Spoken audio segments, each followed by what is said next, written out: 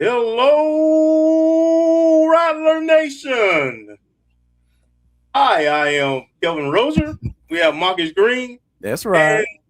And soon to be joined by Bryan Fulford. You know, the school year started, and you know how those teachers are, man. You know, they got a lot that first week, back. So he will definitely be around in the second hour. We will also have from the second half of the hour to the end of the show. That's right. We have the FAMU Avengers. So we have Troy from Fat Mouth. We have J-Peeps from Penalty Talk. We have Ashley, as well as Tache from Frank Exchange. Of course, you have the ONG crew, and we have Keith Hatley from Bangs Up Podcast. Bangs Up Podcast. So get ready for that. And of course, we're going to talk about a lot of FAMU football, but there's a lot of other news going on. We'll get to that shortly. First of all, how you doing, Marcus? How's everything going? I'm doing good. I'm feeling like a coach. I got on a long sleeve in the hot weather. But everything's going good. You know, things are going good up here. You know, we got championship season kicking off for volleyball. We got football coming back, and the buzz is buzzing. Absolutely, man. There's a lot of breaking news that has happened over the last 48 hours in multiple sports that we got to get into. But before we do that, we'll do some house cleaning things. And first of all, I want to welcome everybody, Rattler Nation, HBCU sports fan, to the ONG StrikeZone. Thank you for listening and supporting us. You can follow us on all the social media tags at ONG StrikeZone. You can support us with Cash App, $ my JBN, my BCSN, and also you can download the Jericho Broston app. Search my JBN, my BCSN in your app store. All right, we're going to get the shout outs in. We're going to get into the shout outs in a minute, but Marcus, we still have an early guest, right? Yes, we do. And tell everybody who our early guest is. We have Miss Tamia Coleman of our championship volleyball team. She'll be joining us and giving us a preview of the season and a little bit on what she did this summer. So looking forward to that. So, once again, having our championship coach last week, Coach Gokhan, and then having one of our championship players. And I think not being a champion is a foreign concept to her, because I think her first 2 years she's been bringing home rings. So that'll be an interesting conversation.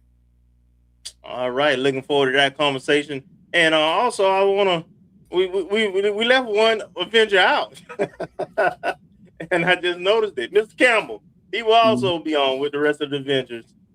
So we're looking forward to that. Speaking of volleyball, the SWAC rankings came out, and who do they have as number one?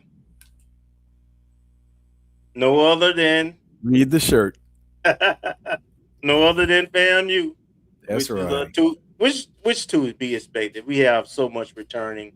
We won 4 out of the last 5 SWAC championships, and I think we played for all 5, right?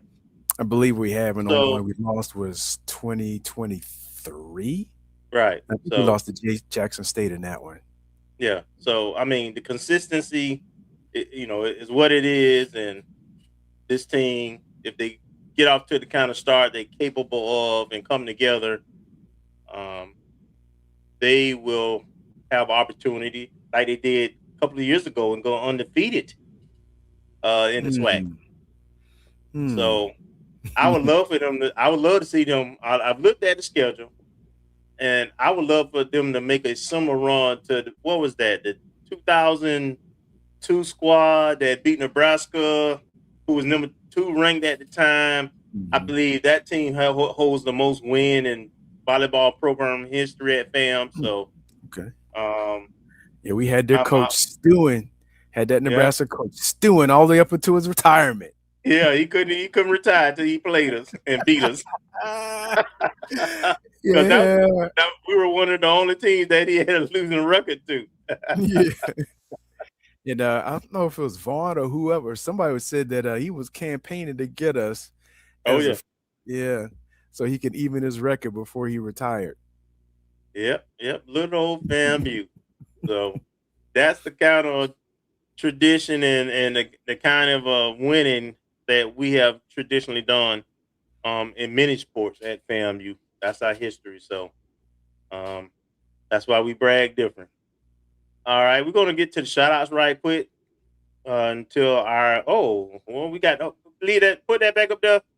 Mr. Producer Roy, appreciate you stepping in at the last minute and making things happen. But I believe Peer Review was second. Mhm. Um, and of course they were the number 1 seed last year. That was the And wrong one, sir. I'll get the correct one. My apologies. no problem, no A problem. voice from above. Yeah. What did you say, God?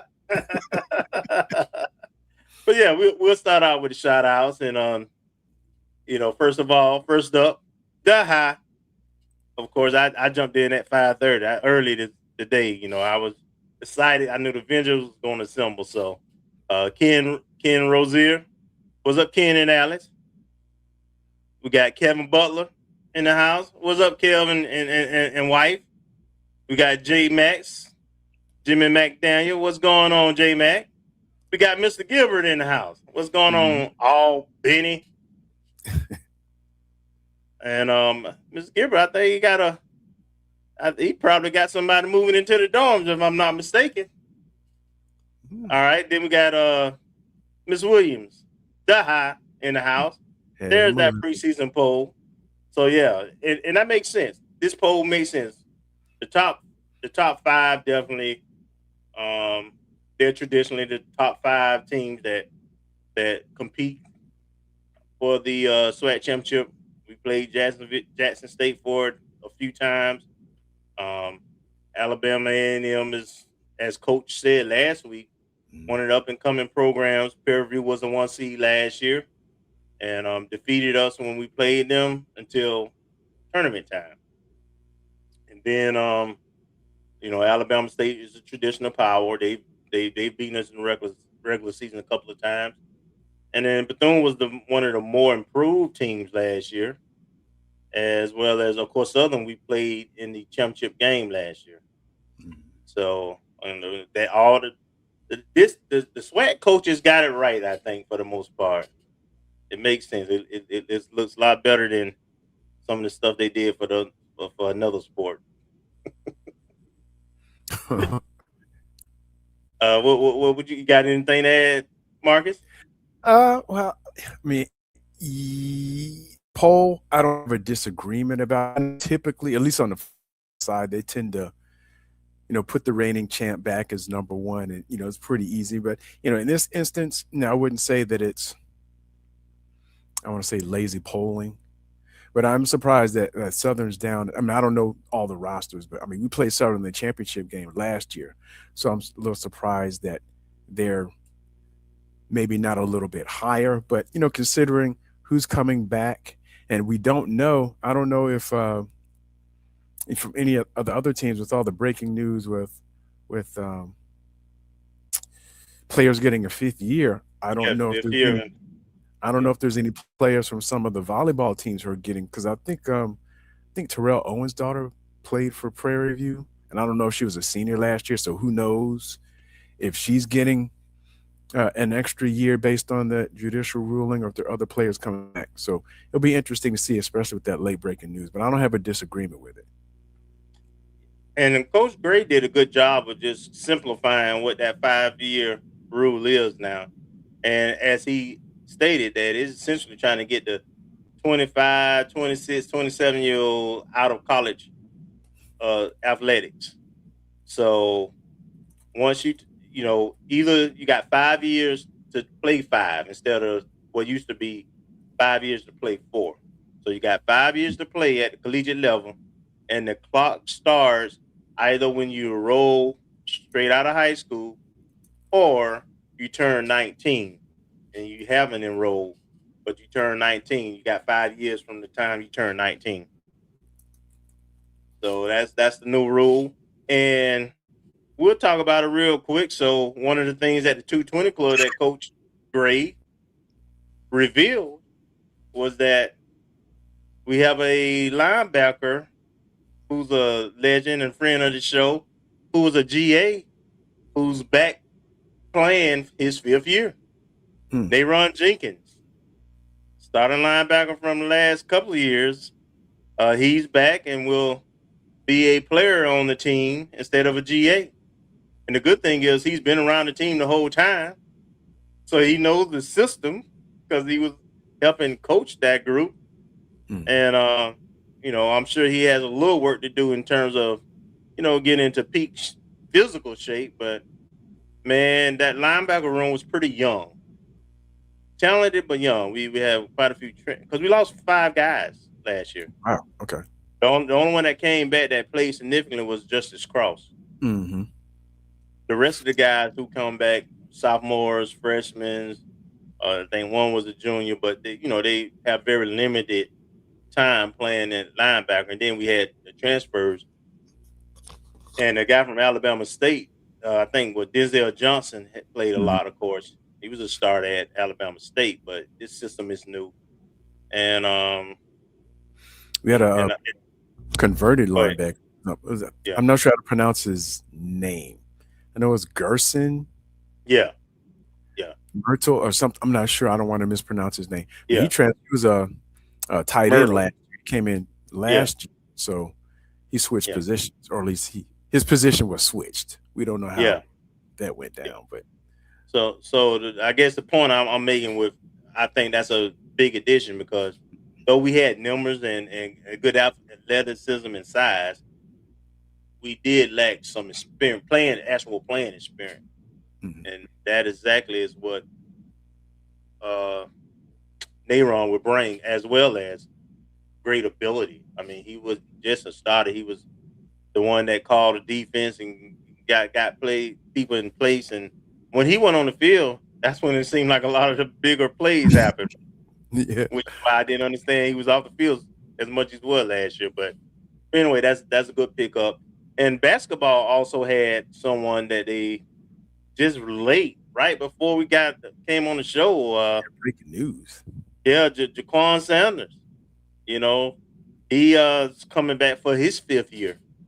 Men's basketball, 6'7" kid out of Rockaway, New York.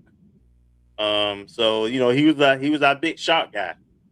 He was the guy that take that last second shot at the end of the games, and he made more than he missed. That's for sure.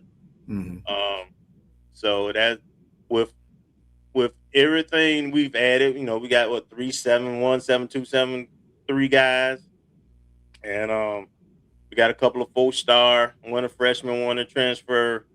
With the team we've assembled, to have a guy like that who knows the system and who's already made big shots for us, I mean, it's a huge deal. And so men's basketball, congratulations on that. And especially at the point guard position. Yeah. The leader of the team. Yeah. So the only question I have now with football is, I've heard that potentially it could be up to 2 more guys, but I haven't heard any names. Okay. I was trying to speculate on that. I look back at my little handy dandy spreadsheet to see who was class of 22. So I don't know. I mean, I don't have any information on between you and the Avengers. Y'all probably got, some files back in the Avengers headquarters. But I was trying to look and see who's still around, who's still available. Right. I mean, there's a couple of names I could throw out there, but that'd be pure speculation. Gotcha. Gotcha. All I would say is it would not hurt my feelings if it was a offense or defensive interior lineman. That's what I'm thinking too. Because outside of that, I think we're ready to roll. And when the Avengers get here, I think we're gonna have a really good conversation about this upcoming season, the roster, the coaching staff, and all that. But our producer tells me that our guest is here. And Mhm. Marcus, I'm gonna let you drive the car since you kind of arranged this one. And if Mr. Producer Roy, if you can bring her on. All right. Well, welcome to the ONG Strike Zone. We're blessed to have Miss Tamia Coleman, who is a class of 2028 player on our championship women's volleyball team. And so we welcome you to the show.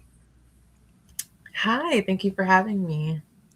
Yes. So as you can see, myself, Kelvin, and Bryan will join us a little bit later. But I did want to start off if you would give a general introduction to our audience so they can become more familiar with you. Yeah, absolutely. So my name is Tamia Coleman. I'm a junior at FAM. I was a military kid, so I moved around a lot, but I graduated high school in Palm Beach, Florida. I went to Palm Beach Central High School. I'm studying cardiopulmonary science, so I will graduate with my certificate in respiratory therapy, and I plan to go to medical school and become a pediatrician.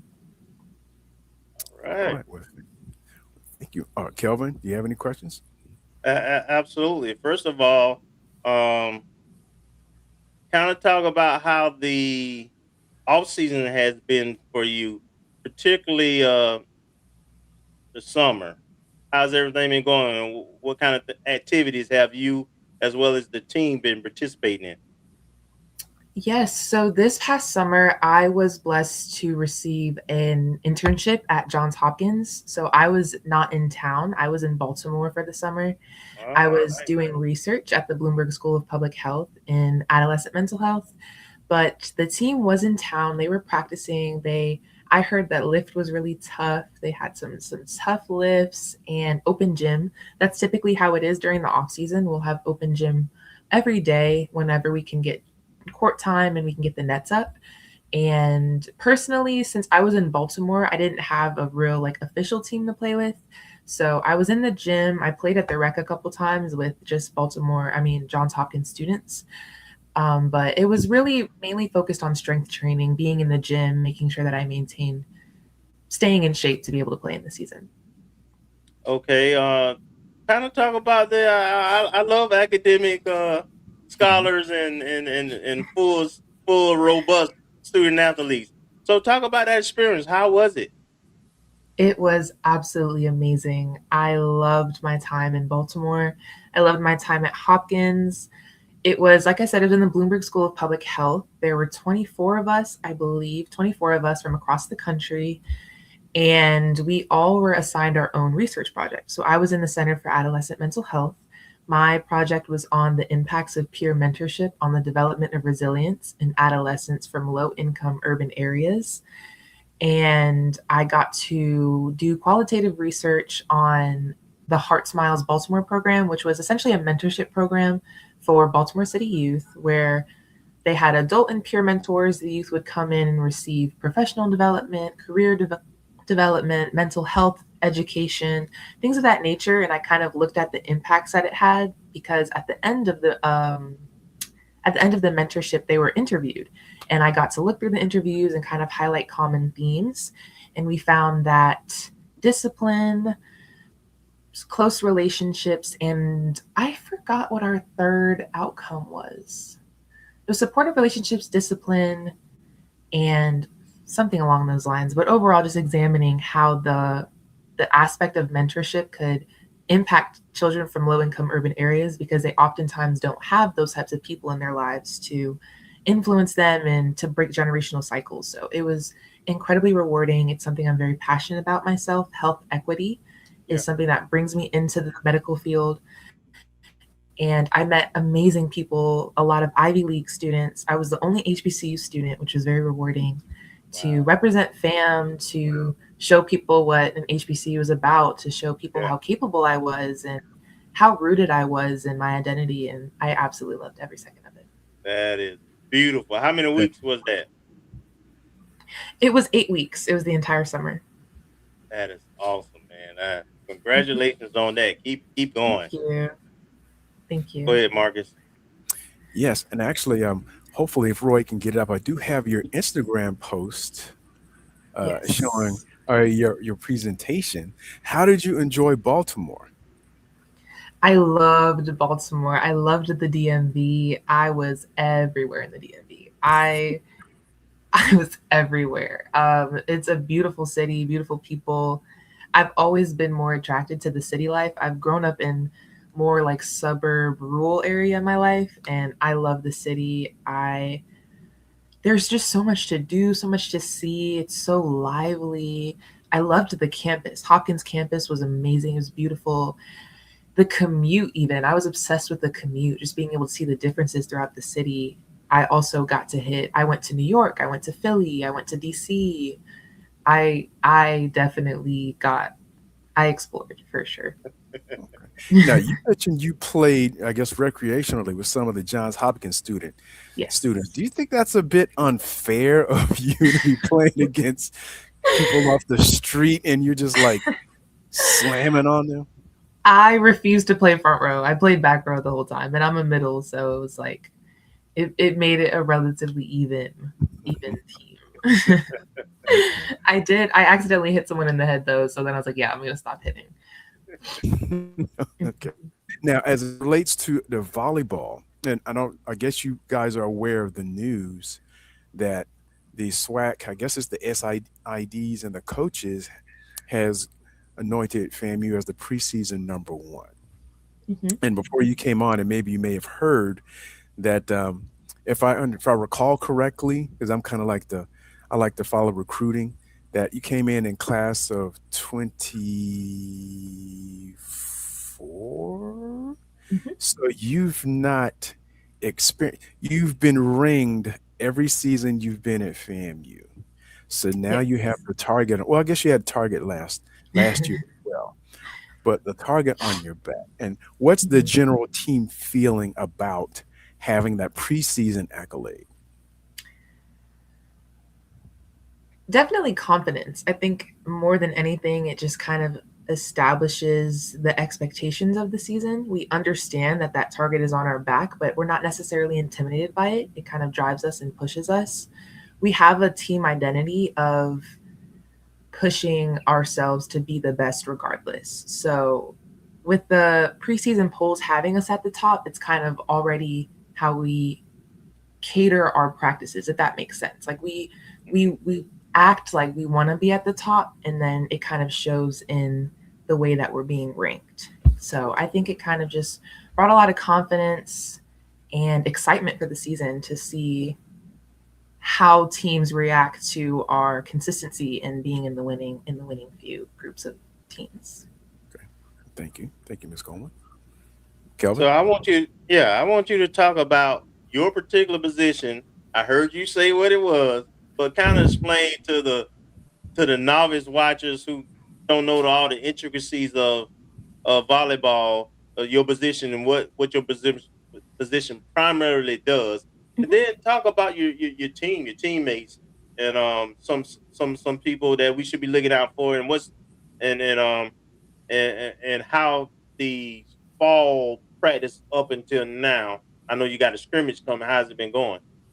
Yeah, absolutely. So I'm a middle blocker. I play in the front row. A lot of people would call me a spiker. I hit the ball. I block the ball. There's 3 people in the front row. I'm the one in the middle. So I just go side to side blocking the ball, and I hit. I don't pass at all. Some middles serve and pass. I'm not a serving and passing middle. I've never have been. And my primary, like what distinguishes me between other players, is blocking. It's my primary role to block, to establish the block. The back row has to build their defense around my block. So it's really important that I close. The pin hitters are the ones who set the block, and then I close the block. Sometimes if their middle gets set, it's a solo block. So that's my primary role. When it comes to the team, We had the freshman of the year, LaDonna. She is an outside, a rising. She's a sophomore this year, and she is a fun player to watch. Very fun player to watch. Our MVP is our setter, Mackenzie Taylor. She's my best friend, my roommate since freshman year, and she is our captain as well, doing very well in that role. I think her experience, she came in as a freshman, started as a freshman, and never left the court. So she's had a lot of experience in that championship match, that mindset, running our team, running our offense, being very vocal in it. So I think that's a very good asset for us to have her as captain. Farah Farouk, I know she's been highlighted as a player to watch. She is the other middle, so she is the person above me. She's a senior, and she's always been someone I looked up to. I was relatively new to volleyball. I started kind of late in life. I started in high school. So coming into a program and having people to look up to, because my freshman year, I had Isis Williams, I had Kalia Todd, I had Farah Farouk, and these are all phenomenal, impactful SWAC middles that I just kind of learned from and I was able to absorb knowledge from. So Farah Farouk is a huge impact on our team. She's had a huge impact on me as an individual, us playing the same position. She's, in a way, I don't want to say a mentor, but someone to look up to. Her play style is very quick, very consistent, and our back row is also efficient. We have great liberos, great DSs. We have a transfer, Deja Williams. I'm really excited to see how she plays. She's playing on the right side, and she's been doing a great job in practice. Her growth has been so amazing to watch. She came in as a transfer in the spring, and watching her grow in chemistry and grow in confidence, she's going to be a huge impact. I'm excited to play next to her, with her on the right side and me and Farah in the middle. And then Donna, Sydney Whitfield as our outsides are both just powerful. And I keep mentioning consistent players, just very, they have such an impact on our team and on the court. Like their presence really shows. So I think we're stacked this year. Our freshman setter, Simone, also has been doing a great job. So I really like the way that our team is looking. These practices so far, we're in preseason, 2-a-days. So we've had an AM practice. So we'll have breakfast, AM practice, lunch, PM practice, dinner. So it's been busy. It's been tough. But I think it's really building our team chemistry. Having so many people return is so helpful. And then also being able to welcome in the new faces and the people who didn't necessarily play on the court last year, being able to bring them into their role while already having such a team that has that experience. It's been meshing very well, better than you'd imagine.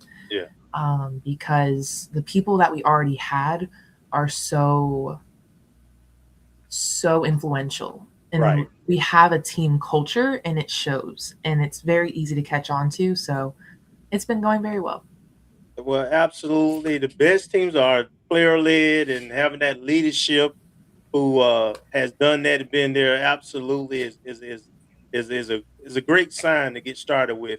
Now, the question that we had in the chat is, I know the first scrimmage got canceled. You all do have a scrimmage coming up though, in the next few days, right? Yes, on Sunday. Okay, where's that scrimmage at? It's in Tallahassee. It's at Al Lawson at 12 p.m. At 12 p.m. Okay, I gotta mentally put that in my Rolodex so I can come support y'all and check that out. Yes, all right, go ahead, Marcus. Ms. Coleman, I had a question for you. Actually, I have a couple. One, what is your reflection on the overall height and physique of the team this year? It seemed like there was a little bit height brought in from, and I'm just kind of speculating, just kind of qualitatively thinking that, but also I guess the question I wanted to ask, what were the biggest learnings that you had from the NCAA tournament experience? Because I think 2024 was University of Florida. I think last year was Nebraska, if I'm correct. What would take away from that in terms of going forward and having overall team improvement and your personal improvement on the court? Just to make sure I have your question right, you're talking about the height on our team and learning experiences from the NCAA tournaments. Yes. Okay. We have a very tall team. I've noticed that when we play other teams, and you know how we high five before games and we're just like towering over teams at times. Very athletic team. Personally, my vertical has increased every year since I've been here. I came in touching 10-1. Now I'm touching 10-5. And we have multiple 10-5s on our team, multiple big jumpers, tall girls who are very athletic. And athleticism is kind of the foundation. Adding experience, adding passion, adding discipline on top of that makes us kind of unstoppable, because playing teams like Texas and Nebraska, they're entirely out of our division. We don't play teams like that, but we're not necessarily afraid to play them. It's just an experience, and it's higher level volleyball, but that's the standard that we set ourselves to anyways. We don't not necessarily like, oh, we're going to go out and we're going to beat Nebraska, but it's like, okay, it's Nebraska, but we're FAMU. And we know what we can do. We know the players we have, and we're confident in that. So I think having NCAA experience even just furthers our confidence. And it's kind of just, we know what we can do. We know who we are. We made it to the tournament for a reason. And we're capable of playing in this tournament. And we've worked so hard for it. GoCon does a very good job of making sure that we are ready to win. We practice like we play, and we practice to win. We go at each other crazy in practice. Like, you would think it is the NCAA tournament, the way we tear at each other in practice. So the athleticism and the experience overall just makes a very hard to beat team. I got a fun question. Where's your ring? What you did with them? They're sitting in my I have a little stand with a couple trophies and my rings and my little NCAA coins in my room. Okay. All right. And what I heard you when you was talking about your John Hawkins, representing HBCUs, FAMU, and I hear the pride and passion in being able to represent the university. Tell me about your journey to FAMU. Why FAMU, and what do you love about it? I actually never thought I would come to FAM in high school. I didn't imagine myself at an HBCU. I came to FAM it was mostly through volleyball. I had a couple offers, but I wanted to stay in Florida. And when I came on my visit, I kind of fell in love with the culture, because of the fact that I grew up in a very diverse area. So I never necessarily experienced much like racial, adversity. I never really experienced much racial adversity.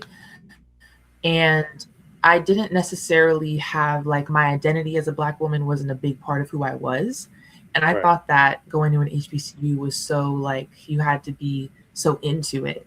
But when I came here, it opened my eyes to how beautiful it is. And I guess I kind of never thought much of the fact that all my teachers were white, or that the people, like I said, I want to be a doctor. All the doctors I shadowed were white. It didn't really cross my mind. But then I came here and I was like, wow, like, everybody looks like me, and everybody has the same culture as me, the same ideas as me. And being able to express it so openly and have such an identity in it has been so fulfilling for me as a person. I have grown so much through FAMU, because I guess I just kind of realized my identity in society. Mentorship is a big part of who I am. I love being a mentor, and learning about myself as a Black woman has allowed me to impact other younger Black women who don't have that role, somebody to play that role in their life or to emphasize that in their life. And I'm huge on expanding opportunity. I love for people to know that whoever you are, you can be whatever you want. You just need to put in the work. And FAM has absolutely taught me that. FAM teaches you that the world is your oyster. You have everything that you need to do what you want to do, because it teaches you that self-efficacy and confidence in society. Regardless of what's going on, you are who you are, and that's an amazing and beautiful thing. And that's something I learned through FAM that I would have never learned not going to an HBCU. Man, that is very eloquently stated. You using words like efficacy, man. I'm just proud. I'm looking up. I got Webster on my other screen coming up. That's what I'm talking about. Go ahead, Mark. Ms. Coleman, I did want to ask. I think I saw either on some Instagram post or somewhere that it looks like you're also a youth coach for volleyball. Would you mind talking a little bit about that and how that came about and what your plans are going forward with that? I love coaching. I coach so GoCon owns a volleyball club, PSVA. Not sure if he's the owner. I don't really know how that works, but I know that we work for GoCon, and I coached 13 to 15-year-olds, and it was so much fun. I absolutely intend to continue doing it. As long as I live in Tallahassee, I will coach for PSVA.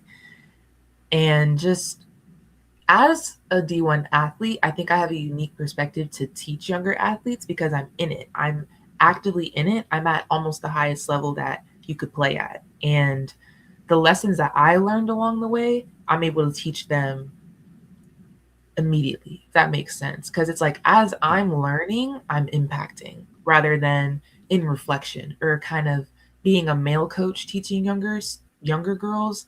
It's not as easy to receive as somebody who's closer in age to you and understands your experiences, especially because I had some bad club coaches. I had coaches that made me not want to play. And my biggest inspiration was to be the coach that I would have wanted to have, and being able to see my girls get excited to come to practice or excited to play. And my girls are less experienced. They're new to volleyball, or they've had other commitments outside of volleyball, so where they're not as developed.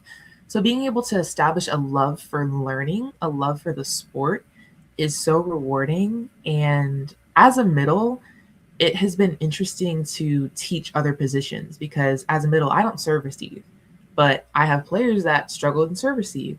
So it's developed my volleyball IQ and understanding what movements need to be made, what adjustments need to be made, what it looks like to play other positions, while also being able to develop them as players. And I love my girls. They still contact me to this day. They text me, Coach Tamia, I made JV. And it's like, oh, like, I'm so happy for you. And even beyond my team, the other girls I got to meet, and just young women who just need to be pushed. Like, I think that investment in people goes so far. When you have a player and you tell them, I believe in you, I know what you can do, and I want to get you there, they'll get there. And having my own team, I think I had 8 players, having 8 girls that I could instill that mindset in was the highlight of my spring. That is wonderful. So I want you to kind of give out how people can follow you, any social plugs and any shout outs you want to give before we let you go. Okay. Yes. All my socials are just my name, Tamia Coleman _6 and Tamia Coleman official. Similar on Facebook, Instagram, TikTok. It's all my name. I think if you look up my name, you'll find me. And shout outs, definitely FAMU Volleyball as a whole, my teammates, my coaches, thank you just for investing in me, for trusting in me. Like I said, I came in pretty unexperienced, but having people who trusted me and becoming the player I am today, I wouldn't be here without them. And my family, everybody who supported me. And this whole experience has been such a blessing. Thank you all for having me, for reaching out to me and allowing me to speak on here. Thank you so much. And always thanking God, thanking Jesus Christ. I am a firm believer, and none of this would have been here without him, without his love, and without his grace. So, yes, thank you all for having me. Amen. Marcus, you got anything else? No, just thank you for accepting. And as Bryan always says, you are officially now a friend of the show. So if you just reach out to us, if you ever want to come back on the show, or some things special coming up, or how shall I say it?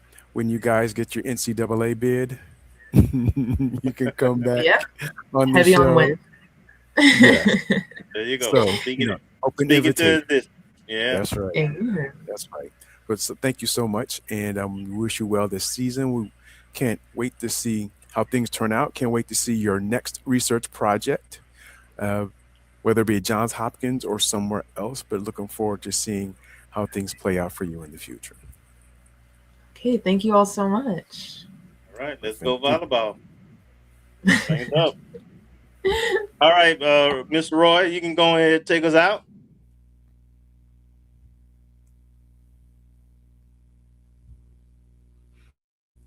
Looks like we had a Roy ganger in there. This is Bryan Fulford. AD Drew and I are co-hosts of the BCSN Sports Wrap. We talk about all things related to HBCU athletics. From the games, teams, coaches, and fan interest stories, we cover it all. You can find our shows on Facebook at BCSN Sports Wrap, YouTube at MyJBN Online, and everywhere you listen to podcasts like Anchor, Spotify, Google, and Apple Podcasts. You can also find the show on the Jericho Broadcast Network's app. Make sure to download. We look forward to you joining the conversation and being a part of the show. From cancer care to accidental injuries to cardiac care, we all know that there are times that you can't control what happens in your life. But with Globe Life Family Heritage, you can be prepared to weather the storm when it comes. Call Dr. Beverly Eagle Rogers at 877-300-8269 or visit the website at globelifefamilyheritage.com. With over 25 years of serving communities, Dr. Beverly Eagles Rogers is here to help you and your family through difficult times. Dr. Beverly takes pride in Globe Life being one of the few companies that returns 100% of premiums to clients that stay healthy. So for more information, call Dr. Beverly Eagle Rogers at 877-300-8269 or visit the website at globelifefamilyheritage.com. Introducing the HBCU Trivia Game. It's more than a board game, it's a journey to the legacy of historically black colleges and universities. Here's how it works. 2 to 4 players, ages 13 and up, start as freshmen and roll the dice to advance. But here's the twist. You can only move forward by answering trivia questions about HBCU. Test your knowledge of notable alumni, key historical events, sports milestones, and fun HBCU facts. Watch out for spaces that can propel you ahead or set you back. And if you get a question wrong, you stay put until your next turn. The first to reach graduation wins! The HBCU Trivia Game. Support, educate, entertain! Available now. Let the journey begin. For over 30 years, HBCU Image has been more than just an apparel store. We've been a movement, a statement, a legacy. We celebrate the pride, the purpose, and the culture that make historically black colleges and universities legendary. HBCU Image, a Kenny T's company. The champs are here. 2 teams, 2 legacies, 2 championship-winning coaches on one stage. The 2026 Orange Blossom Classic. South Carolina State Bulldogs versus the FAMU Rattlers. September 6th, Labor Day weekend, Hard Rock Stadium in Miami Gardens, Florida. You don't just want to watch it, you want to feel it. The sound of the bands, the energy in the stands, and the pride on every play. Get your tickets now at orangeblossomclassic.com. Built on history, fueled by pride.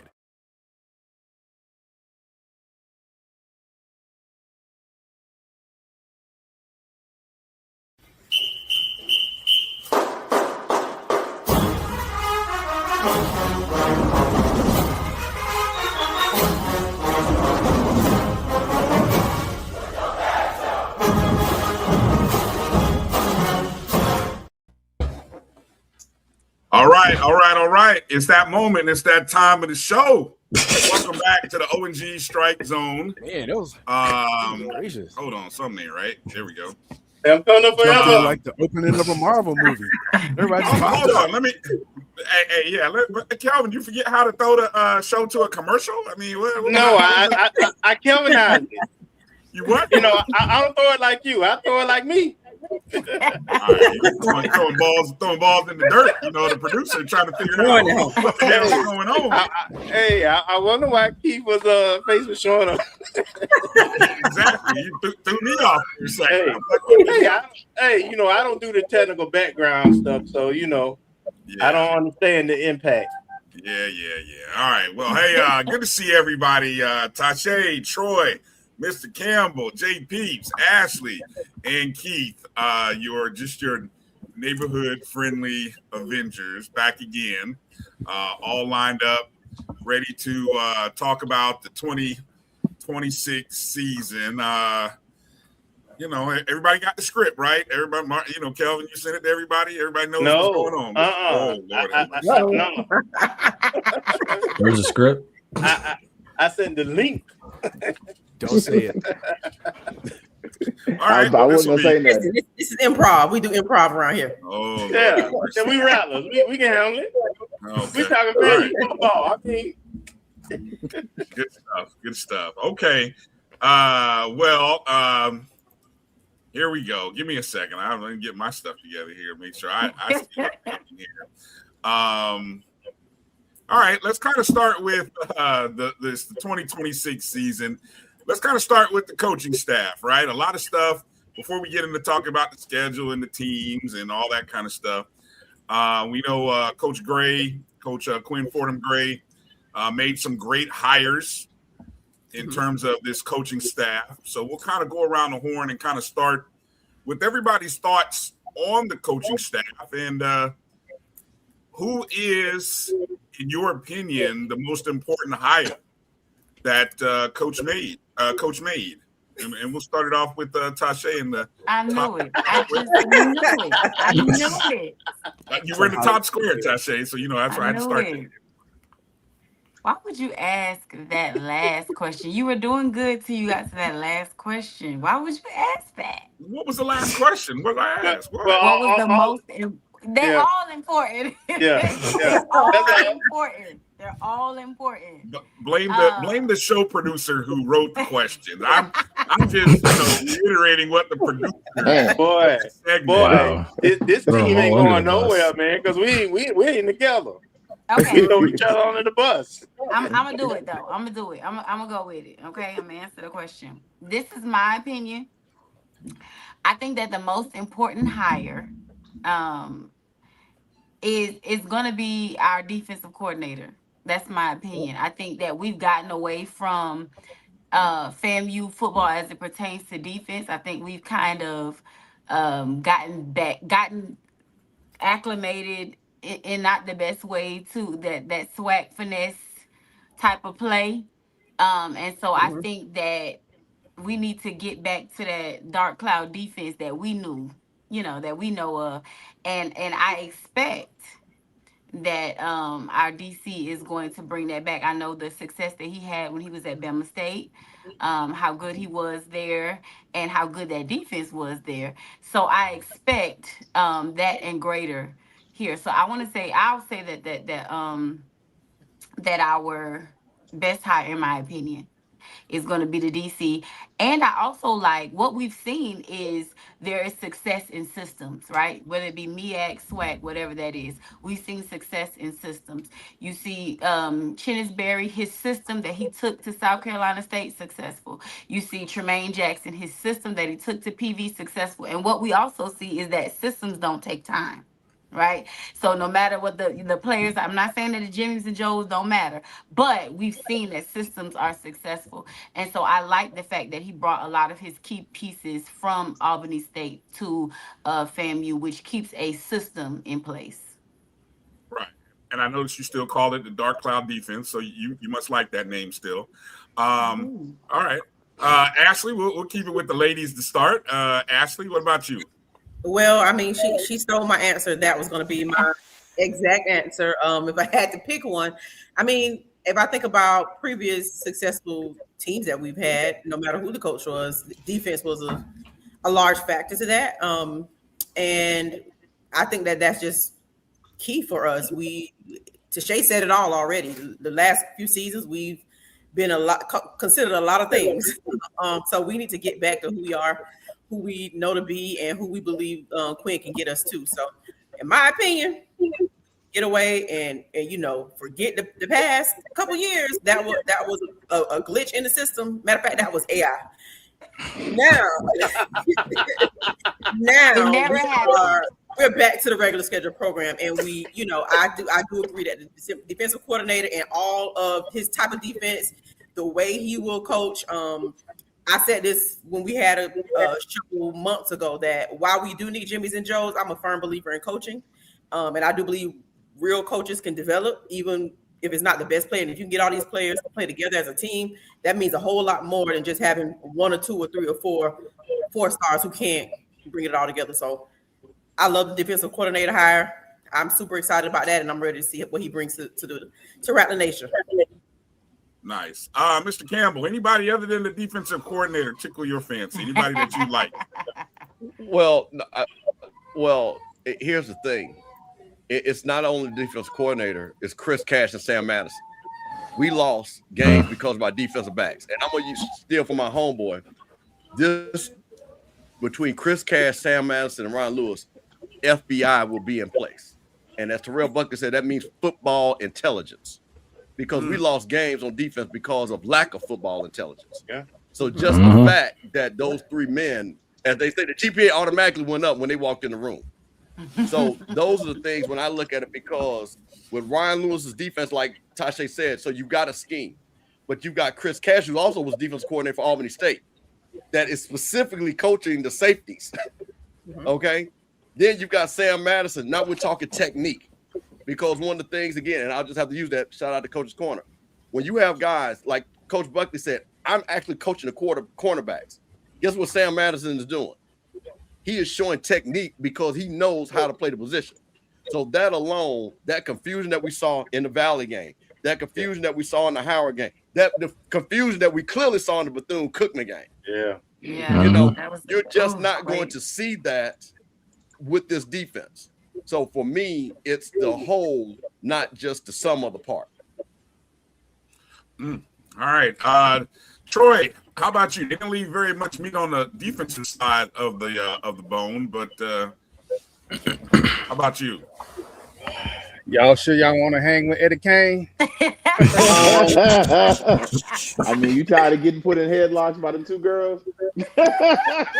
Listen, I'm just gonna say this. I was intrigued by the wide receiver coach hire, because we talked about getting back to what FAMU is. I remember old FAMU. I remember balance but big plays in the passing game. I remember you get those receivers in open field and they convert 3rd downs and maybe more. The wide receiver coach, for me personally, is very intriguing, because that guy, when he played, was a 3rd down machine. If he can translate that into these young fellas, and they got size, it's going to be a special season. And in case anybody didn't know who our wide receiver coach was, he's talking about Ron Dugans out there. Keith, how about you? I mean, you know, look, Kelvin's truly my cousin, because y'all know I don't like being like nobody else. I'm going to say Nayron Jenkins. And I think sometimes it's the coach on the field, you know, and so when Coach Gray, you know, made that announcement, and I know the streets had already told us what was going on, you know, y'all did a great job. Look, I love my little street committee, you know, whoever you be for keeping it quiet and under wraps. But when Coach Gray said Nayron was coming back, I was like, okay, because last season didn't sit well with me. So I think having that experience at linebacker, along with having Justice Cross and some of the other guys in that linebacker room, I think that matters, because now, yes, you have that FBI, as Coach was talking about, that football, you know, in that football experience and that football education. But now you also have that guy on the field that he's won the Celebration Bowl. I got the pictures. You know, if you want to challenge me, I can send it to you. I took the picture my damn self. So, you know, for me, it's Nayron Jenkins. Nayron. Nayron's back. Huh? Where have I been? Yeah. I must have missed that. Okay. I know, Bryan. Don't do that. J-Peeps. Yes, sir. Yes, sir. You know, for me, I gotta go. I'm like Mr. Campbell. I gotta go with really the whole entire defensive staff. Honestly, you're gonna see detail. You're gonna see structure. You have a coach in Sam Madison who's, you know, he's won 2 Super Bowls, one as a coach, one as a player. You have, you know, Ryan Lewis, defensive coordinator. His defenses they were second only to Coach Smitty's when he was at Alabama State. You know, and then you got Chris Cash, so an entire unit on defense that I think that, and I'm like the rest of y'all, I think they lost their edge under the previous staff. And one thing for me is like I don't like to see a soft defense, and I think that's what it was. You had a few hitters, you had a few guys here and there, but it takes 11. It takes a full 11 to get the job done. And honestly, too, I'm going to piggyback off of what Keith said too. I like having Nayron getting his eligibility back, because now you have someone that's been sitting in on those coaches' meetings. You have someone now that can call the defense and kind of take the pressure off of Justice Cross, and make sure your defensive line is lined up in the right gaps. Make sure they're shooting the right gaps. Like, no, you don't shoot the A gap. You shoot this gap. No, it's not. You guys aren't just taking on guards and tackles 1v1. You're twisting, like things like that. So I do think, like, as a collective, this defense should be much more improved. And again, it goes back to the thing I was saying last year. I said it on here, said it on post game. I was saying it on Tuesday nights for the Rattler Roundup podcast. Controlled aggression. That's what you need. Controlled aggression for 60 minutes. Make people afraid to have to play you. So that's what I look forward to seeing this year. Nice. Kelvin, Marcus, you guys want to add anything? Anybody different? I'm going to jump in, and I'm going to say I'm like Jim and Mac. Coach Gray is the key, because only he could assemble the staff that we're talking about, along with Rattler Nation, given the way they did when he came on board and was announced. I think he was a critical hire. He understands the culture. He has the same expectations. He is experienced. And what I love, and I think he learned this from his first go around, even though he when he was a coordinator here, to be honest, because there was some discussion after that, but he got experienced people around him. And when I say experience, I'm talking about experience at the highest level. You look at Sam. Well, Sam won a Super Bowl as the DB coach with Kansas City. Just what, 4 years ago? Yep. Chris Cash, you talked about, he was on that same staff initially at FAMU, but he was the defense coordinator. He's an experienced defense coordinator. Tariana Morgan, been a head coach, and was a coordinator at associate head coach at Tennessee State. And just so on. Ron Dugan. I mean, he's been the coordinator at the FCS level. He's been at programs like Miami, Florida State, Louisville. So just to have that kind of coach role, so to have that kind of talent and assemble it on one staff, we already saw last year with Tremaine Jackson at Prairie View. We saw what Chennis Berry did. And to Tache point, when you have great coaching, we know at FAMU, we never have an issue with attracting talent. But when we have great coaching, I mean, we're dominant. We win a lot. So I feel like Coach Gray was the key. He's assembling a staff, and I'm going to explain how that translates with my predictions when we get there. Marcus, what do you want to add? For me, I kind of got a triple one. I kind of combining them two. Elijah Haggard and Dehan Mixon as the defensive line coaches on the ends and the interior. Because after the championship season, I know you and I talked about it, Bryan and Kelvin, that we had a lot of senior experience coming off that Celebration Bowl, and I don't think we adequately replaced that experience or the talent in the last 2 years. So getting pushed around on the defensive line, you saw the scores last year. I mean, they were Valley got 30 points on us, 34 plus. 35. That wasn't, yeah. That, and also, to Kelvin's point, Coach Roll.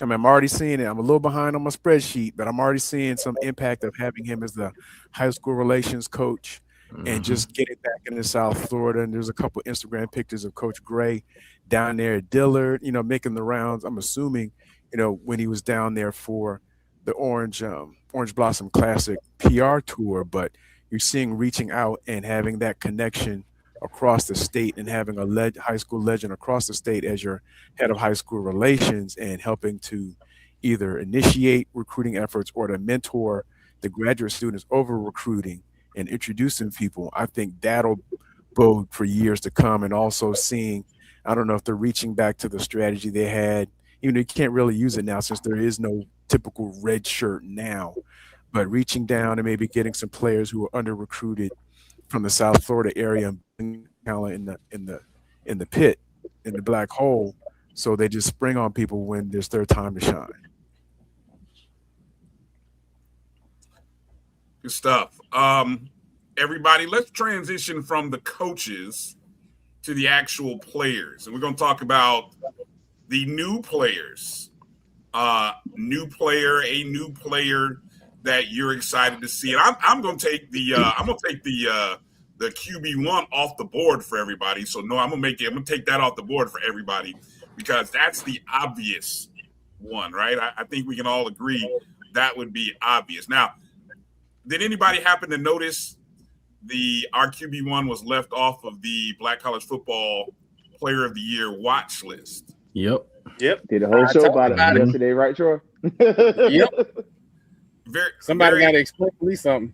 Yeah, very dismissive of the two-time SIAC Player of the Year that led his team to a national championship and a conference championship, and he upgrades and goes to a Division I school, but somehow he's left off. But anyway, so obviously we know Isaiah Knowles is probably the A1 impact new player that we're looking at. So let's kind of go to somebody else. So as we go around the horn, let's think about somebody else. And I'm going to start with you, Keith. And we're going to start with your side of the screen here. So Keith, why don't you give me somebody off the who's a new player, could be transferred, could be a freshman, whomever, somebody new that you're looking forward to this season. Oh man, they're new and they're old all at the same time. His name is Quan Lee. I am super excited to see this football team and have him back in the receiver room. And I think that is where you kind of ask, we kind of lost Goldie. You got Quan Lee back, and I almost think they're almost interchangeable, kind of with what they provided. So I think the player that I'm really looking at that probably getting slept on a little bit is Quan Lee, and how does he respond to returning to FAMU? Nice. J-Peeps, how about you? So I got to stay in the wide receiver room, and I'm going to go with the guy that's been flashing the most in fall camp, Mike Peterson Jr. out of University of Florida. The thing I say that because, I'm going to go back to a previous Florida Gator who came on the FAMU's roster in the past, and TJ Lawrence. And one thing about me is like, if you're going to come from the SEC, which in my opinion, regardless of national championships, is still the toughest conference in the country, and based off draft picks too, you need to play and show that you're SEC material, and you need to display it even on this level. And from what we've been seeing and hearing in fall camp, he is every bit of a SEC type wide receiver, which is crazy how he got lost in the fold at Florida. But, Florida's always been one to play games and stuff, i.e. Derrick Henry, who they wanted to make a defensive end out of. But besides the point, you have an SEC type wide receiver on roster right now, and I think utilizing him is going to be a huge benefit to this offense. I think you're going to see a lot of flash and dash and a lot of speed, and I think it's going to start with him. Good stuff. 2 wide receivers. Where you want to go, Troy? You staying in the wide receiver room, or you going to step Absolutely out? Absolutely not. Okay, that's beautiful. And I talked about the wide receivers. That's beautiful. But how you win games is your big uglies. So I'm going to go with the group of big uglies. Mm-hmm. And contrary to popular belief, that offensive line is not light in the behind. They big, they tall, and they mean. I like this offensive line. I've been watching one particular guy all off season put in that work. I like this offensive line. They're gonna be mean and nasty. Is it how many? I mean, is the entire offensive line new in terms of No. Okay. No. So what's that number look like in terms of returners? 1 or 2? The offensive line? No. It was like 3 or 4. It was like, well, you mean starters or you mean just returners, period? Starters. Okay. Starters. So there's 3 guys that actually started at some point in their career with us. That would be Bridgewater, Michael Marshall, Kai Gaston. I think those are 3. Okay. All right. New players. That's what we're looking for. Ashley, give me somebody new coming into the roster, onto the team that you're excited about for this year. I'm excited about. I'm going back to the wide receiver room, and I'm going to say I'm excited about freshman Malik Denmark. He really showed me something at the spring game, and just seeing him. And at that point, he hadn't even graduated high school yet officially. So just to show his maturity and the way he kind of handled the spring game, and just to have a whole fall season, should I say, to get even better. We have some pretty good wide receivers that are in the room. Yeah. And one has already been mentioned, but I'm looking forward to see. I feel like he can be a huge impact, maybe freshman of the year type player if he does the right thing. Yep. Steve, Mr. Campbell, how about you? Okay. I'm about to do the Homer thing just because. I mean, I'm excited that my ATL nephew down there that's right there listening to everything that Isaiah Knowles is doing become my boy, and he got the most improved player, Amon Parker. So the future is bright. So how about that? Yeah. Let's start there. So we gonna be straight. But I'm sorry. I just gotta go back because and man, shout out to my brother Keith Hadley. We sat in many of a press conference, and all we know is that balls couldn't go past 3 yards for several reasons. So I've got to go to Mike Peterson Jr. I'm sorry, because the kid is going to catch the ball. That's my thing. And what I've heard all through camp is he's going to catch the ball. He's been making plays and things like that. And for me, and let's remember what Coach said. We're going back to the Gulf Coast offense. Guess what the Gulf Coast offense needs? Guys to catch the ball. Because let's be honest, during all those years, and there's no disrespect to the running backs we had, but the stars in the offense were the wide receivers. Exactly. If I told you, if I said give you $100, name the top 5 offensive players, this is going to be the quarterback and the wideouts, you probably would not be able to. And I'm not. This is nothing against the negative running backs, but the offense was built around wide receivers making plays, and that was the thing that we lost many games again about wide receivers dropping balls. So that's my thing. So you're talking about, and I like what J-Peeps said. You're talking about a guy that has played SEC talent. He's an SEC. He's Mike Peterson Jr. I don't know if you remember his daddy. He was a linebacker beast at Florida. So the kid got football intelligence. So I'm going with him, and that's really for me. That's what I'm excited about with the Gulf Coast offense. Nice FBI. All right, Tache. I gave you some time to think about it this time. No, because now I'm last, and every single one. Ashley took mine. No. Everybody took mine. 0 for 2 with Tache now. All right, go ahead. Yes. I don't know what to say now. I'm just gonna say I don't know. I don't know. Everybody took mine. We good. All right. Marcus, Kelvin. For me, in terms of a brand new player, really brand new, I'm looking at Rod McFadden. Okay. He won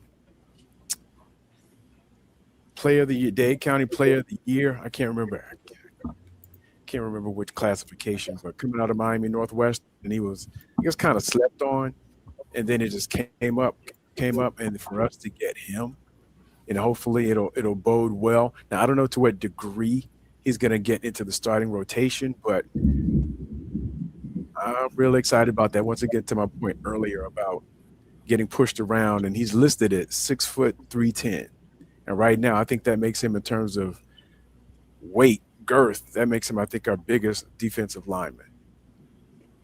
And so we're going to need that anchor because we were getting pushed around a lot last year. So for me, I'm excited to see his development and see, how, if and when he breaks into the starting rotation. I'm sure he probably gets some rotational time just because, we're going to need those bodies up front. But that's what I'm excited about. Kelvin. All right, I'm gonna go to the defense side of the ball too. Okay. And I'm gonna name 2 people that I'm excited about. Denzel Washington from Alabama State linebacker. Who? He knows. Washington? And Denzel Johnson. Did I say Washington? Denzel Johnson. Yeah, I was like, oh, we got a celebrity on the team. Yeah, we do. He is a celebrity. But Denzel Johnson, he knows the defense scheme. He already played for Ryan Lewis, and he started last year also at Alabama State, so he got experience. And that was the area where we lost Malcolm Major at the time, Nayron, Jason Rouse, Brian Norris, Jerome Nichols. So we lost a lot of guys. So him coming in and being able to start right away was really important. Then also, we've heard a lot about this kid. I want to see if it translates to Syracuse transfer, the edge, Camden Brown. You know, he's got great length. He's built. He reminds me of his built like Isaiah Land. So there's still development that can happen with this kid, but he seems to know how to leverage his length, and he has a good first step. So we had trouble getting to the quarterback, but last year we were at the bottom, so it's important that we established a number one pass rusher. Okay. Tache, check the chat. Check the chat. I see. I tossed you one. I mean, you know, I don't want you to feel left out of the segment. I was going to take it. No, literally, I literally was talking about the freshman receiver. That was my one. It's okay. It's fine. Okay. I was the two receivers, and I'm surprised. Well, I'm not surprised. There's a lot of new faces and some exciting. And you guys talked about a lot of guys in the wide receiver room, which leads me to really, it'll be interesting to watch Isaiah Knowles manage where the ball goes and how this offense flows with all these receivers. But a couple names that, as I was just looking at the roster that I didn't hear you guys mention, how about Corey Petty, who actually came over from Albany State, right? And when you check out his numbers, I mean, look, here's a young man who, in his freshman and sophomore years, right, played in 11 games. And then his last season played in 13 games. And in his career, has caught 80 passes, 1,200 yards, 7 touchdowns. Just somebody who knows the offense very well. So talk about having a good connection with his quarterback. And then how about the young man coming over from Edward Waters? Yes. Kieran Jackson from out of Jacksonville, right? Yep. I'm sure we're going to see a lot of him, especially on special teams. But it just shows how deep the wide receiving room is, right? So and then there's plenty of names. I think there's some names when we go to this returning, when we talk about returners, there are a lot of interesting returners. Campbell, I'll start with you. Returners. What's a returning player that you're excited to see them develop or maybe move into a higher elevation in terms of their role with this team? It's one name and one name only. Jamal Haley. Jamal Haley could literally go 1,200, 400 in this offense. It without blinking. He could easily get 400 yards of receiving offense in this offense if they use him correctly. So I am super excited because now with a coach like Quinn Gray, now you can see him flare him out. Can you see him one-on-one against a linebacker doing a streak?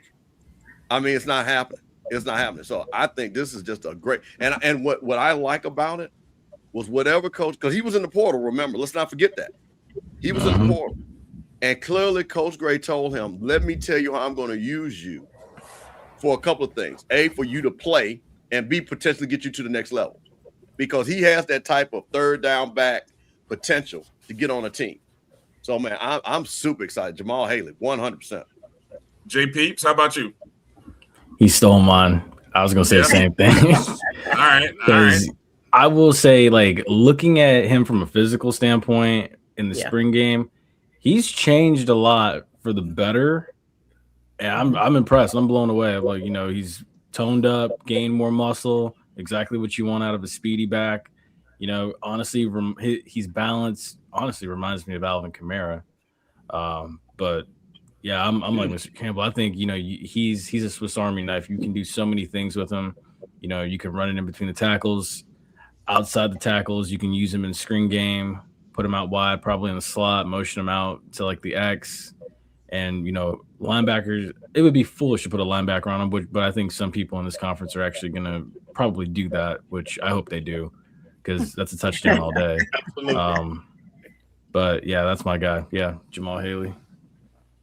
What is Hollow talking about? We don't have any big backs. Do we have a big back? Interesting. We might, but everybody don't need to know about it. Okay. All right. Yep. All right. Well, we keep secrets. 2 We weeks away. good. Okay, good to know. Troy, I know you shook your head when Campbell said Jamal Haley. You got anybody else? I do, but I want to put the SWAC on notice. That young man averaged 5 yards a carry. Y'all are being disrespectful. Yes. That being said, yards. We have a wide receiver that is 6'3", 208 pounds. Them little boys in the SWAC finna be a problem.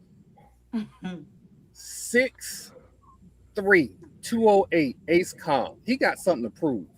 Yeah. In this offense, he could gobble them up like Pac-Man. This might be his year. Yeah, he definitely got something to prove. That's not a lie. Yeah. Yeah, he does. Yeah, thank you. I was just about to say it because all that size on me, listen, and I'm pretty, that jugs machine needs to be going off all in his house, in his mind, because again, I don't know which game that was. I mean, how many times did he run past people? And I mean, it was there for the money. So, and again, that's what it is. So I'm with you, Troy, but like I say, that's the challenge. But that's why we get Ron Dugans, who actually caught the ball at Florida State, your alma mater. I'm gonna let you slide on that. Let the slide come across the track, on that. So I think that's again, I think that's when you look at coaches and they say, "Hey, this is what we're going to work on." I'm pretty sure Ron said, "You come over here, young man. This is how we're going to work." Kev from Tally, we're gonna retire that name. All right, we're gonna retire that, and it's RAC. We'll retire that name. Tache, I tried to come in the middle this time and not early, not at the end. So let's see what you got. What you got, Tache? Yeah, I have a few. She got a few. Okay, go ahead, fire away. But I'm not gonna take it from everybody else. I might take it from Ashley. I'm pretty sure you're gonna take mine. No, I don't think so. I'm gonna go one offense and one defense. I'm excited. I want to see Baby Burris. Exactly. Baby Burris. That was your one. I knew it. Baby Burris is that's who I'm excited to see. I saw so many flashes from him, and I just like his commitment and how he stayed down with us, and I think he's gonna be a good addition to that room. And then of course I'm sure Nayron. I mean that's. When I got that news, I was like, "Oh, it's up, it's lit." Between him and I was gonna say somebody else, but I'll say that for somebody else. But yeah, so those are my two right there. Since I didn't get one last time, Bryan, I did two for this. All right, there you go. Good makeup. Good makeup. Ashley, what you got? Did she take yours? Yeah, both. Actually, I it was between Ace Cobb and Baby Bird. So. I must be all in the wide receiver room tonight, but all you guys are. I mean, that's amazing how strong. But that there was a lot to be desired, undesired from last. So we're just excited to see, some new, some returning, new coaching staff, new philosophies. Hopefully, some new abilities to hold on to the ball and things of that nature. So Ace Cobb, it wasn't mentioned that he was injured and kind of was playing for injury. So. Right.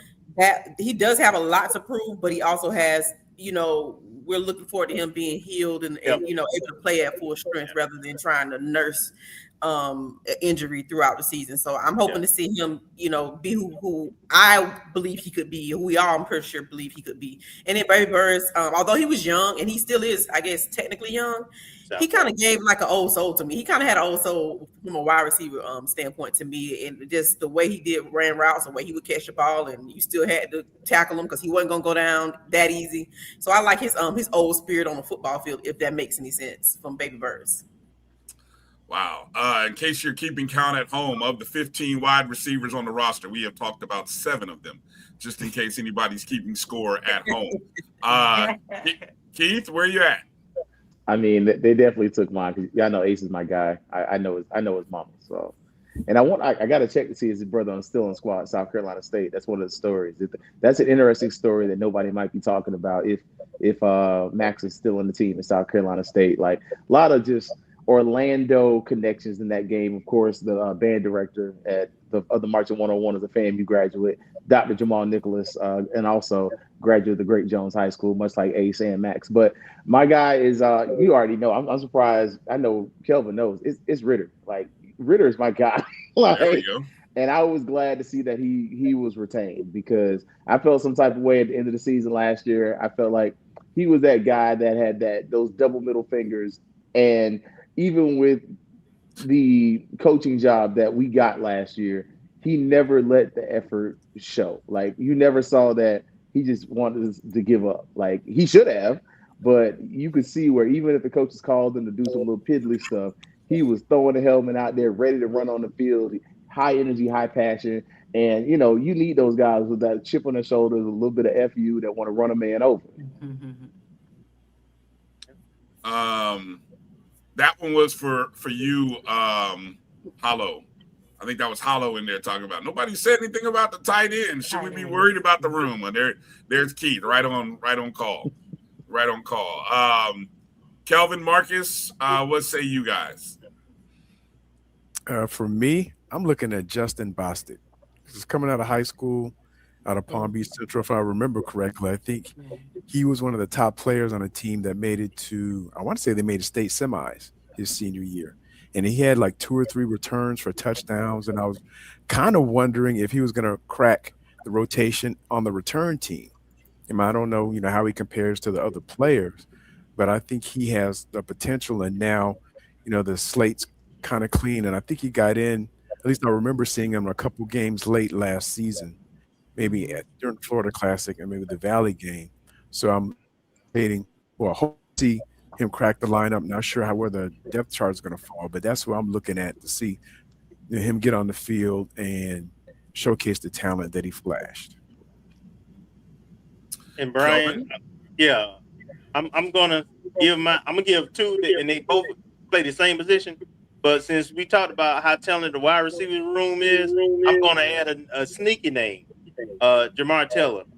And when I went back and watched the season last year, and I watched like Pine Bluff game, and I forget the other one, he caught a couple of touchdowns, and he was one of the top returning receivers from the number of catches. I think he had 17, 18, something like that.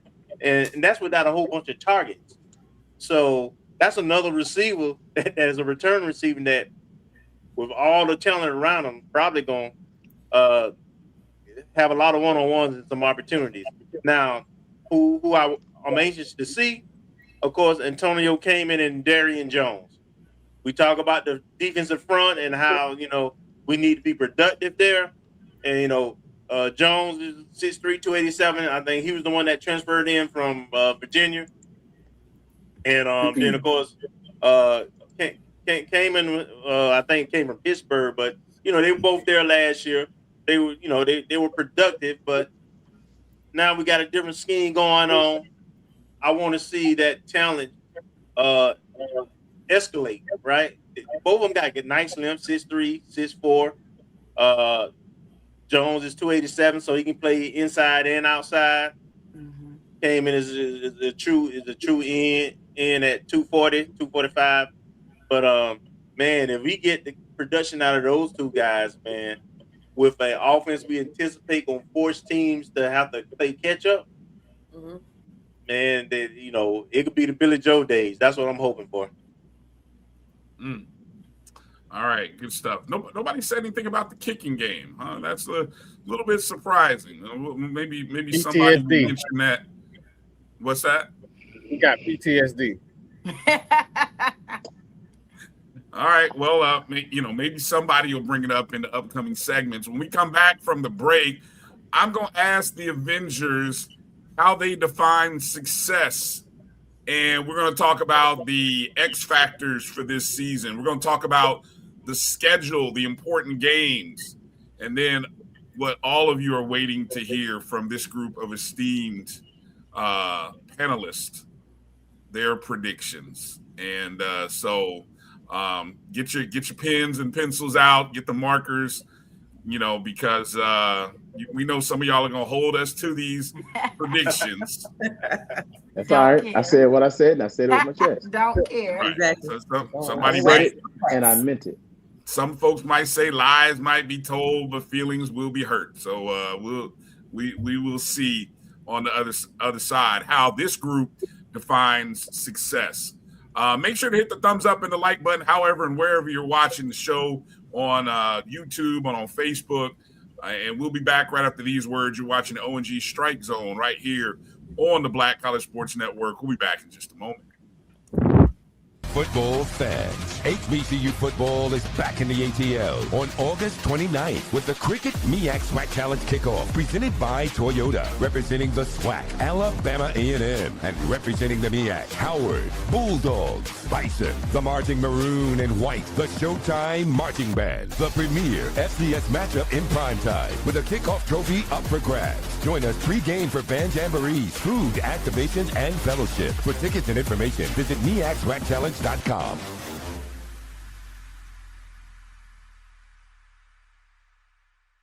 Introducing the HBCU Trivia Game. It's more than a board game. It's a journey to the legacy of historically black colleges and universities. Here's how it works. 2 to 4 players, ages 13 and up, start as freshmen and roll the dice to advance. But here's the twist. You can only move forward by answering trivia questions about HBCU. Test your knowledge of notable alumni, key historical events, sports milestones, and fun HBCU facts. Watch out for spaces that can propel you ahead or set you back. And if you get a question wrong, you stay put until your next turn. The first to reach graduation wins. The HBCU Trivia Game. Support, educate, entertain. Available now. Let the journey begin. Do you own a business, have a service or product, apparel, entertainment, or food? Would you like to reach an educated client base that are loyal? Then the Urban Passport Business Directory is for you. The Urban Passport is your premier digital discount and media portal with the Urban Digital Television Networks and V108.5 radio properties embedded. Stay connected with the community with the latest news, entertainment, and HBCU sports and culture with the Black College Sports Network. Visit myjbn.com/passport to register your business and sign up for your free app before the August 24th release date. We are the premier digital national urban business directory, always free to the consumer. The Urban Passport, the evolution of the Green Book, and your digital passport to a world of savings. Oh my God! This is your invitation to the moment. The Divine Nine, the bands, the parties, the performances, creating memories with your people. So pull up to the 2026 Orange Blossom Classic. It just hits different. Labor Day weekend, Miami Gardens, Florida. It's the culture, the connection, the pride. One weekend, one experience, one big community. Get your tickets now at orangeblossomclassic.com. Tune in to the BCSN Pod Zone, the aggregate of some of the best HBCU sports shows on the net. Find them on Amazon Music, Apple Podcasts, iHeartRadio, Spotify, and everywhere you hear podcasts.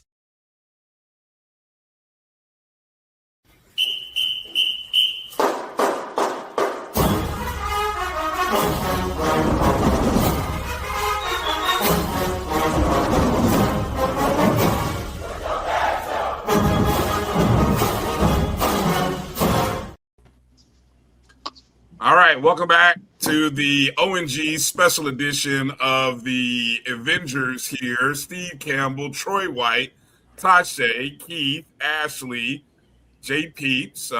Everybody's here. Good to see everybody back. Just want to send a note to everybody to let everyone know this upcoming Saturday from 4 to 5:30 p.m. in the Al Lawson Center, it is Fan Day. A chance for you to meet some of these Rattler football players that we've been talking about. Some of these volleyball ladies and Tamia Coleman, who you saw on the show She will be there live and in person, so you can meet her. And then also members of our cross-country team as well. So all of those individuals you will see at Fan Day, of course, along with the coaches. I'm sure they'll probably have some posters and other stuff like that, and you can get that signed. But it's a good opportunity to come out and support the Booster Club. You can purchase individual tickets for $75, or you can buy, I think, a table for $600, I think was the number. I think that's right. Yep. I see a lot of thumbs up. Correct. So good stuff. Good stuff. Show of hands. Who will be at Fan Day on Saturday? Ooh, Center Square. That's it, huh? Okay. We got a golf tournament here in Winter Park. So Winter Park Kappas, we doing something with Kappa League. I'm taking my son with me. All I heard was golf tournament, Keith. So, I mean, but that's okay. That's all right. And football, so. What's that? Oh, yeah, Pop Warner. Get that last weekend in before the season starts. Yeah, right. Bucks and Chiefs are playing too, so I got season tickets for that as well. So can't pass that up, guy. I'm telling you now. I mean, ain't nothing like Bucks season tickets. I ain't gonna hold you. Like Bucks season tickets. Exactly. That'll change how you look at season tickets. I had Bucks season tickets 1 year. All right. As soon as these kids got at his house. Okay, so let's get into talking about the expectations and how we define success. I'm curious to hear everybody's thoughts on how you define success for this year. We know what the last season was. We know what the last 2 years have been. We know what we can't do this year. So, success. How do you define success this year? J-Peeps, I'm going to start with you. I'm going to try to keep mixing it up to see who goes first. All right. Don't keep people on their toes, Tache. J-Peeps, how do you define success this year? Success this year, and I'm just going to state the obvious. Success this year would be blowing out Valley. It needs to. I genuinely want to be able to say that is a preseason game again. That needs to be a tune-up game. Isaiah Knowles should not even be playing in that game. We are so confident that we're going to win. That's a game where, and I'm gonna get off my soapbox in a second. That's a game where you don't even really watch the film. You just go straight into basically just 2 weeks of getting ready for Bethune. But honestly, success would be assignment sound. Success would be consistency. Success would be executing drives for touchdowns, getting turnovers on defense, scoring off of those turnovers. That's what success would be. Success would be, catching passes, getting completions, taking the check down, throwing the ball beyond 3 to 10 yards. It would be all that. Success. You want that all season or in one game? What do you want? I want that all season. I want that from August 29th all the way to November 21st. I'm traumatized right now from Jamarcus Wilson Jr. You sound very scarred. Between you and the people in the chat, boy, I've never heard so much people so focused on a school in the Delta. But anyway, okay. Campbell, Mr. Campbell, how about you? How are you defining success? Listen, Coach Terrell Buckley got on the show and came on my show and said, this is his city. Oh, God. I want him to lead Tallahassee saying, I ain't never coming back to this city. That's success one. Let's start there. Second of all, when me and Keith go to these press conferences, he did it. Wow. Yeah, he said it. He said it on my show and on his coach's show. Shout out to my boy. Okay, noted. All right. The second success is when we ask the coach a question that he actually won't say, I don't know. That's success number 2. Success number 3, and this is honest, is that we win the games that we're supposed to win. That is it. But if all 3 of those things happen, then I think we've had a successful season. I see a lot of people. I saw a couple of people in the chat saying we're supposed to win the games that we're so. I mean, are we? So in my world, when I hear that, I'm thinking about numbers and expectation. When you say that, Campbell or Troy or whoever else wants to comment, what do you mean when you say games we're quote supposed to win? we gonna get to the prediction, and they can kind of span on it then, Brian. Let's save that for the prediction. I didn't know it was a predictive type of question, but okay, Troy, how do you define success? Competence. Competence gives everybody amnesia for the last 2 years. Competent professional coaching, that gives you amnesia. We have not seen that recently. And we have a man who comes in and on his signing changes the direction of the program from fundraising to excitement on his signing. That's how bad it has been. If we get a coach that comes in and says, hey, these are our goals. Forget what us as fans feel like. These are our goals. This is how this team is going to react in these situations. They are going to be responsible young men. They're going to go to the classroom. All of that breeds success. That takes care of everything else on the field. If he does that, you ain't got to worry about Valley. They already blown out. You don't win games on Saturdays. You win games Sunday to Friday. Amen. That's when you win games. Good stuff. Well said, Troy. Ashley, how about you? So I'm going to start with a question to answer the question. And do y'all remember when Scar took over the Pride Land? Yes. Yeah. I just watched that movie. Back and his mere presence, just like the sun came out all of a sudden. I remember that. Yeah. So just the presence. Hey, wait, Ashley, I got a question. How old were you when the Lion King came out? How old were you? Oh my goodness. We was I just said because I can feel your pain as a little child when you saw that. Man, I ain't gonna lie, that scene did hurt. That hurt you. Boy, he came back home, and just like the sun just came from behind the clouds, just magically from I don't even know how. And so to me, success is absolutely having a winning season, right? We don't. I'm not a loser. I don't believe in losing. I'm not going to accept losing. So a winning season, but I think we need to destroy a couple of homecomings. And I also think that we just need to have overall success and overall improvement. And I'm just hearing everybody else that's gone before me speak on what their level of success. And I just hear the standard is in the pits right now because we just want competence. So we need to raise the level of what we expect, including a Valley beatdown. And people out here talking about what's their city. No, Tallahassee is actually my city, actually. So no, it's not Valley City.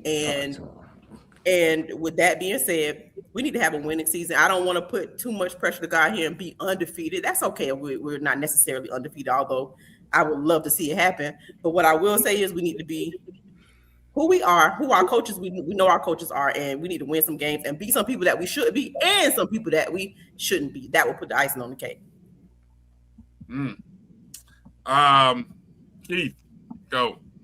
Man, look, to say you're going to catch it straight, it's okay. It's not your fault. But I think, I'm going to reference a Rattler businessman that's called Results Only Fitness. And I don't know if y'all saw Tache's birthday pictures, but look, Tache, we see you, family. We see you. Like, she been in the gym getting it in.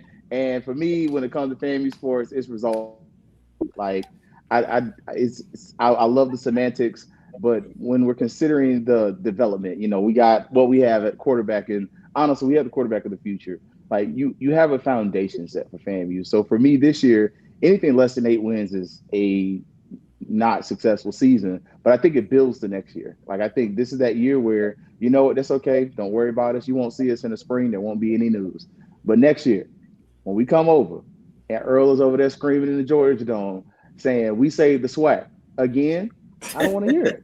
So this year, I'm cool. It's 8 wins. But next year, on Earl, a very competent athletic director who brings money to his school. Y'all saw Earl brought like $50,000 to Rickers.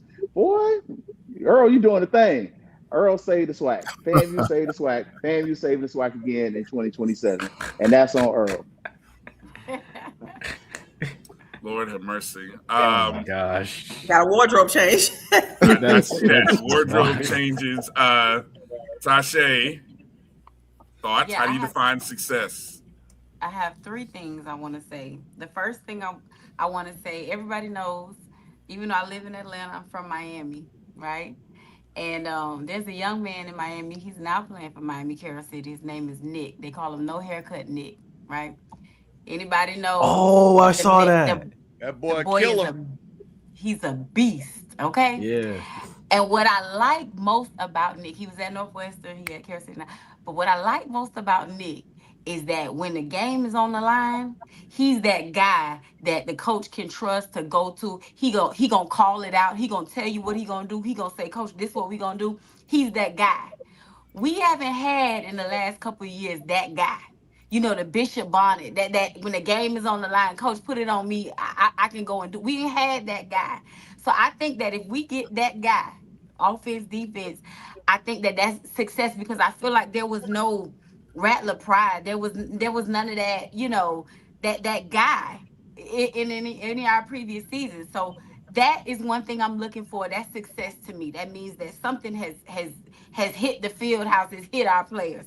The second thing is that we do not ever in our orange and green life get blown out by 40 points in Bragg Stadium ever again. Okay? Because that is ridiculous. That's the second thing I define as success. The third thing I'm going to define as success is going to be, as our coach said, we play fast, physical, and smart football. And I believe if we do that, then we win the games that we need to win. Marcus. For me, I guess a couple things I'm looking forward, and I know this is Coach Gray's first year, and he's not going to treat it like a first year because he's not a new coach, he's a veteran coach. But I'm looking at defensive improvement. We need to be top 5 in SWAC or better. Better yet, even top 20 in FCS. Yes. Because that's a building block. And number 2, we have our 3 of our traditional rivals back again. So we got Tennessee State at home, we got Southern, and we got Bethune. I want to sweep, but at least 2 out of those 3 of our traditional rivals. And actually, we need to have a great game, even though I guess we probably would like to have a blowout against Tennessee State, but we need to revive that rivalry because I think this generation isn't familiar with the long history of that game. So having a good game with a Rattler victory at home would do well in terms of making sure that the feelings are resurrected. So there's more of a displaced feeling as it relates to playing Tennessee State than in years past, and we need to resurrect that. But those are my 2 keys to success. Go ahead, Kelvin. So actually inspired it's changed, it's wardrobe change, right? And just listening to everybody, we all seem very scarred from our experience last year. No pun intended. Exactly. So hopefully this shirt gets the mojo off us. Success for me is having some first team all SWAC performers at the end of the season. Success for me is the coaches and the SIDs predicting us to be in the top 2 or voting for us in this case to be at the end, at the end of the season, we're in the top of we're in the talk of the top of the SWAC standings. That's the standard for us. We used to being dominant. We used to be like, oh, here these MFers go. I want to be an MFer again. I want them to hate to see that orange string coming. So that's success for me. Again, I seem to be getting called that every week on Twitter. Now, you are doing a good job now. You are. Man. Jeez. I mean, All right. if you stop wearing your diamond earring, taking their aunties to the Sizzler, you wouldn't keep getting accused of stuff. Moving on, Keith. From the chat, some of the folks, Hollow said success is having a winning season, not get blown out, beating Valley by 30 and winning the Florida Classic. Edwin, Snake beating the devil is success. Unbelievable. Little baby, success this year looks like not letting a team that hasn't scored a touchdown in a month score 5. I agree. That was so bad. That was agree. Southern University. Oh yeah, that's true. Yeah, that's right. Yeah, EA winning the games you should win. There's that phrase again, and beating either South Carolina that was State. Valley. That was Valley. That was Valley. Yeah. What do you mean? That was Valley. Valley's the one who hadn't scored in a month, and they scored 5 touchdowns. Mm-hmm. All right. That was Valley. Southern was the team that Southern had some offensive struggles too, though. They hadn't scored like more than 7 or 14, and they came and put like 30-some points on us too. Yeah. Didn't you at PB score pretty high on us too? That was the most points they had ever scored against a FAMU team. Yeah. All right. We know the defense was bad. Let's move on. Let's not dwell too deep in that. Man, geez. I'm just pointing out what people. You get a point. You get a point. Yeah, exactly. What does that say? Run on. No, run it back, Cozy. Oh, run it back, run over it. Okay, anyway, success. Run them over. Would not be letting teams convert 3rd and 17s into touchdowns. Yes, that would be pretty nice. That was so bad too. Yeah, 7+ wins. FAMU by 40 in the last 2 games. And you want Valley folks to have PTSD from hearing that cannon too much. Yeah, that'd be nice to see that cannon go off a bunch of times. JT said 8 wins is success. Woo, God, you guys are high expectations.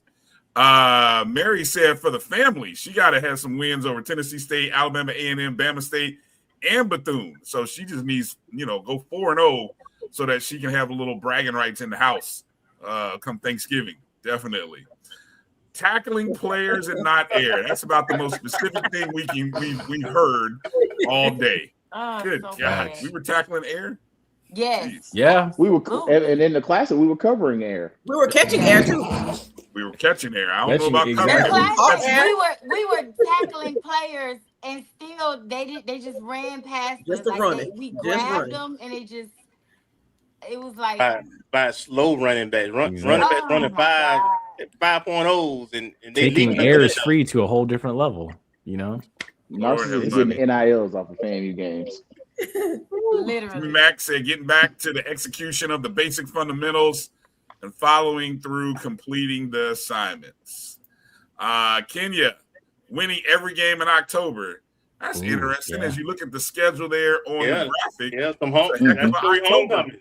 That's the Yes, sir. Yes, sir. Yeah. Yes, sir. Homecoming. Success. Yeah. This is kind of a little bit about what Steve and Keith were talking about. We that post game press conference. We're gonna go in the field house, and we're not coming out till we figure it out. That was the answer all the time. Oh yeah, we're not going home. They're gonna stay there all night. We're not going home till we figure it out. That's crazy. I really don't know what happened. We practiced it, but we're gonna go in the field house, and we're not gonna come out until we figure it out. That was great coach speak, by the way. You gotta say the word really like 5 times too. It's the only thing you could say between that and then making wide receivers run after the game, after the Florida song. I mean, that's really all you can do. Yes. That's. I mean, what else did you want them to do? I mean, come on now. Catch the ball. They why are they running? We got to do better. We got to find some guys who want to play underrated Rattler football. All right. You guys don't ask me about my quarterback. You guys are funny. Okay. Next up, X factors that will. Let me go to the important games on the schedule. I mean, you see the schedule up. What's the stretch of games that's going to most impact that successful season that you're looking at there? You see the schedule, the first half of the season on the left-hand side of the screen, starting with Albany State, going into the Alabama State game on the road. Then the second half of the season begins in Jackson. That's back-to-back road games. And then, of course, it ends with the rival. 2 trips to Mississippi. Everything else is in Florida, last 6 games of the year. Let's see. Who hasn't gone first? Ashley, you haven't gone first, have you? I don't think so. All right, Ashley, we'll go to you. What's the game or stretch of games that's going to be the determining factor of the success of this season? So I would happen to be listening to one of the interviews that Coach Gray was doing. I'm not even sure which interview it was, but he made a statement about playing multiple champions throughout this season, at different levels, whichever level it is, either a champion or someone who was in a championship game, like University of Miami. So it kind of really had me thinking, because I was like, I mean, does that happen often that you get one team in one season to play three different teams who either won a championship or was in a championship game at a different level? That's pretty interesting. So the biggest game and stretch for me actually is around that University of Miami game, mainly for the sake of preservation. Not that the other games aren't important, but I don't, oftentimes you lose linemen and, those highly important players. Like you might lose a DB, you might lose a receiver, you probably have a replacement or something that's comparable, but it's hard to lose D linemen and O linemen when you're playing teams that are potentially much bigger, potentially much more physical, and then to come back and play, go from South Carolina State, who is typically physical, to then go to Miami, who is physical, and then you go and just keep going, and it's all happening with it. Sorry, I do have multiple degrees. I just had to say that. But you have a stretch of like a lot of physical football in a short period of time, and we got to make it through the rest of the season. So that's, for me, I'm just praying real hard, doing all the things to make sure that hopefully we can get through that stretch so that we can actually play some quality SWAC football. And while we may not be able to do postseason, we still have something to play for and win these games. A lot of folks seem to really be on that early stretch of the season. Tache, how about you? Yeah, so I'm going to go a little different from my girl this time.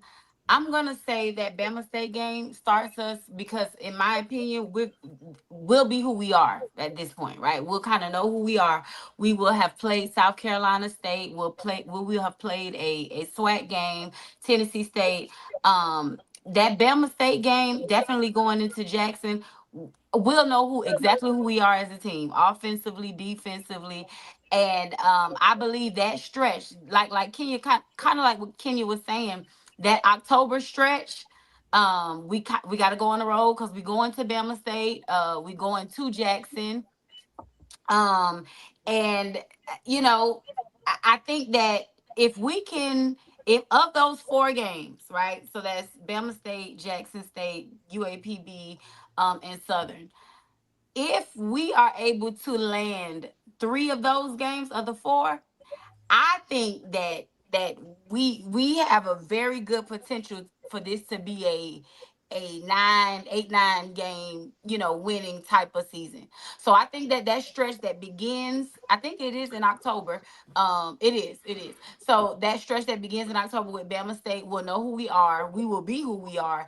And I think if we pull out at least 3 of those games, I think we have a very good chance to win 8 or 9 games for this season. So that's my opinion. Nice. Troy, go. I hate to piggyback off of that, but there's no reason for me to look into September because South Carolina State couldn't be cozy. So there's no need for me to even put any thought into that. But that's with Daniel Richardson.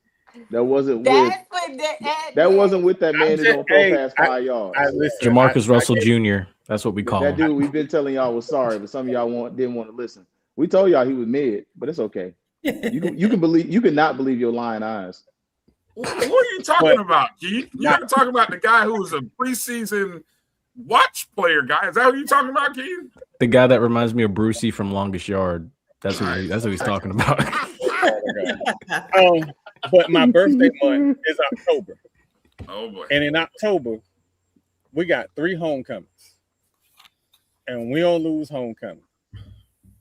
Alabama State is important because that's a get back. It's a dude in Birmingham, Alabama that's still talking about how he got to celebrate and brag. Doug need to pay. Jackson State, I'm finna collect some Lee press-ons and eyebrows. It's get back time. I was drinking when he said that. UAPB, again, we don't lose homecoming. I'm expecting us to have a good showing.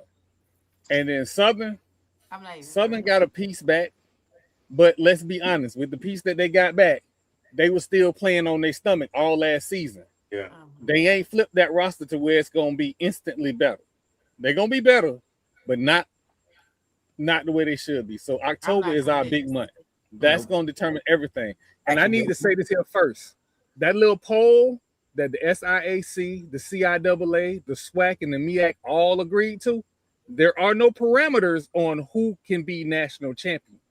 That's correct. You can still win a black college national championship. So the season is not, we have nothing to play for. Stop telling that lie. Quit putting out your think pieces. FAMU still FAMU, and y'all still ain't. Already petitioning to the pollsters and the voters out there. Keith. I think it's really the first half of the season. Like I was looking really at that. At first, I was looking at the Alabama A&M, the Jackson State section, but then when I really looked at the first half, there's only like 2 teams that you just kind of like, all right, we should blow them out. But everybody else, if you don't come to play up until the Jackson State game, it can get very interesting. So I think that first half of the season up to Jackson State is really where you find out really what this is, because if you come out of there with less than 3 wins at that point of the season, it kind of is what it is, you know. So, and also homecoming, look, that Plies concert is the day after my birthday. I'm already plotting. Like I don't normally take homecoming off, but I might have to take off for the day party. All white, Tallahassee, come on now. Boy, I love how you guys plan things around your birthday. I want to try that. All right, J-Peeps, go ahead. So for me, the most important stretch of games, I got to go to October, honestly. October and then like into that final stretch into November. Because honestly, I mean, spoiler alert, I think we're going undefeated at home this year. But, you know, coming out of that bye week, you know, you got 2 homecomings there. Those 2, you will be tested. And then October 24th, you know, Arkansas Pine Bluff scored the most points they've ever scored in 3 games against FAMU last year. I need to hold that. They need to be held to at least 7 field goal or nothing when you see them on homecoming. That needs to be a defensive shutout or a strong display of defense. You already know how I feel about Marshall Faulk. He doesn't have success when he comes to Florida, for whether he was a pro player or, quite frankly, you're going to find out too as a coach. He got lucky when I think he was at Colorado when Colorado won, but I mean he wasn't the head guy. Going to Alcorn, you know, they don't have any cell service there, from what I've heard. Look, pardon my French, just kick their ass and get out of there. Again, Valley's Valley, you're going undefeated at home this year, and then look, you embarrass Bethune-Cookman. So I do think like if you can get through October unscathed, you can get a clean sweep in November. Steve. Well, here's the thing. I probably talked to half of the coaches that we were going to play, and it's not a month, it's games. So one of the most important stretches is 3 games: Alabama A&M, Alabama State, Jackson State. Why is that important? Because Alabama A&M could literally come into Bragg 4-0, and we could either be 2-2 or 3-1. That's going to be a determinant of the next 2 games, because we're playing 2 teams that are predicted to possibly be in the SWAC championship. Alabama State's the number 1 team, homecoming. The next stretch is 3 games: Alcorn, Valley, and Bethune. So those 3 games, those 6 games will determine what we look like. So the question will be with Coach Gray, and this is why coaching matters. You got to beat Alabama A&M, because if you don't beat Alabama A&M, then we're not really not what we thought we are. You can understand close games against Alabama State and Jackson State, but Alcorn, Valley, and Bethune can determine the season. So those are the 3 games. So when I look at those 3 game stretches, I want us to play strong in the first 3 and finish up strong with the last 3. That's what I'm looking at. Nice. Marcus, Kelvin. For me, you know, it starts with Alabama A&M. They played us a lot closer than I would have expected even last year. And having that running back break, was it like an 80-yard run? and it was like, no disrespect, but it was like and it took 10 minutes for them to get there. It was could have had a hourglass. I was like, oh my gosh, and we still didn't catch them.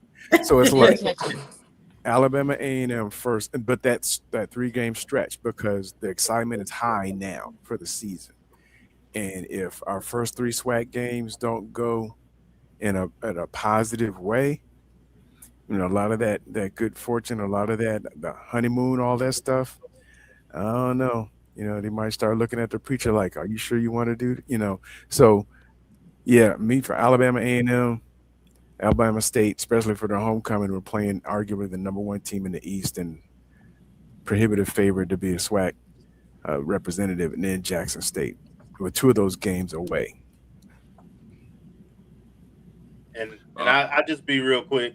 My projection is going to mirror some of the things that have already been said. The only thing I want to say is the road game. That's what I'm focused on. Alcorn, Alabama State, Jackson State. How we look, even if we don't win them, how we look is really important, that we're competitive. So those are the 3 most important games for me. All right. A little trivia question here before we get to asking the important question about predictions. Let's see. Let's quiz the Avengers here. When was the last time FAMU recorded a defensive shutout against a Division I opponent? It was either South Carolina State or Alabama State, and it had to be 20, somewhere around 20. I think it was 2021. 2021. I want to say, I think it was Alabama State. Yeah, they had a freshman quarterback. That's the last one. J-Peeps. Look at J-Peeps.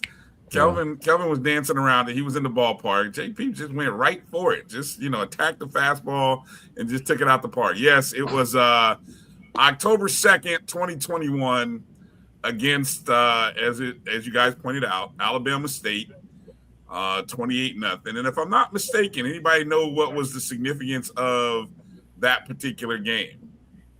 Marcus just said it. I think that's when Isaiah. I didn't hear Marcus. I'm sorry. I think Isaiah Land has breakout game that game. Yes, it was. Yes, it was. It was the breakout game for Isaiah Land in that game. Good catch. All right, good stuff. I can't throw anything by you. I'm going to have to come up with some better trivia questions in the future. Okay.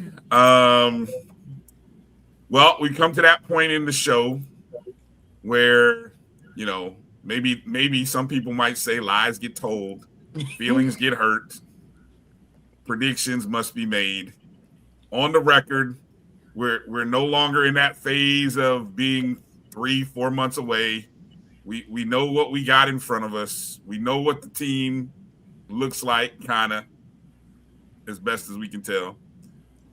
It's time to make some predictions.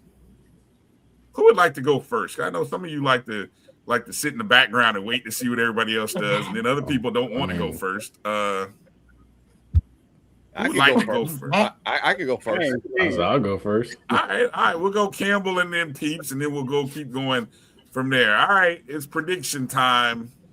Let's go. What do we got? I mean, my floor is 7-5. My ceiling is 8-4, and that's really what I'm looking like. And this goes back to winning those games that we talked about, and stuff like that. I expect us to be Albany State. Hey, a lot of people have South Carolina highly ranked. I'm really concerned, or I want to see what their quarterback situation is going to look like. Defense is going to be tight. We should beat Tennessee State. We should beat Alabama A&M. I don't believe we're going to beat Alabama State or Jack State. Pine Bluff, we should beat them. We've been beating Southern even when we were bad. So that for us to get this 8th win, it all comes down to going to Lorman, Mississippi. And can we get a win there? If we get that, then we're in good shape. But I think, again, my floor is 7-5. The ceiling is 8-4. All right. Let's see. EA is going with 7-5 or 6-6. J-Peeps, what you got? You wanted to go second. What you got? So for this season right here, I've got 8-4 for this year. Honestly, I do think that I had us losing both these road homecoming games, and I think at that point people kind of start to. And I'm not saying like any of us, but I think people outside may start to like kind of question this process and everything.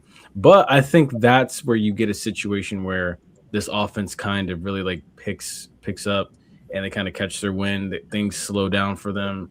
They come out of that game. They come into our homecoming on an emotional high.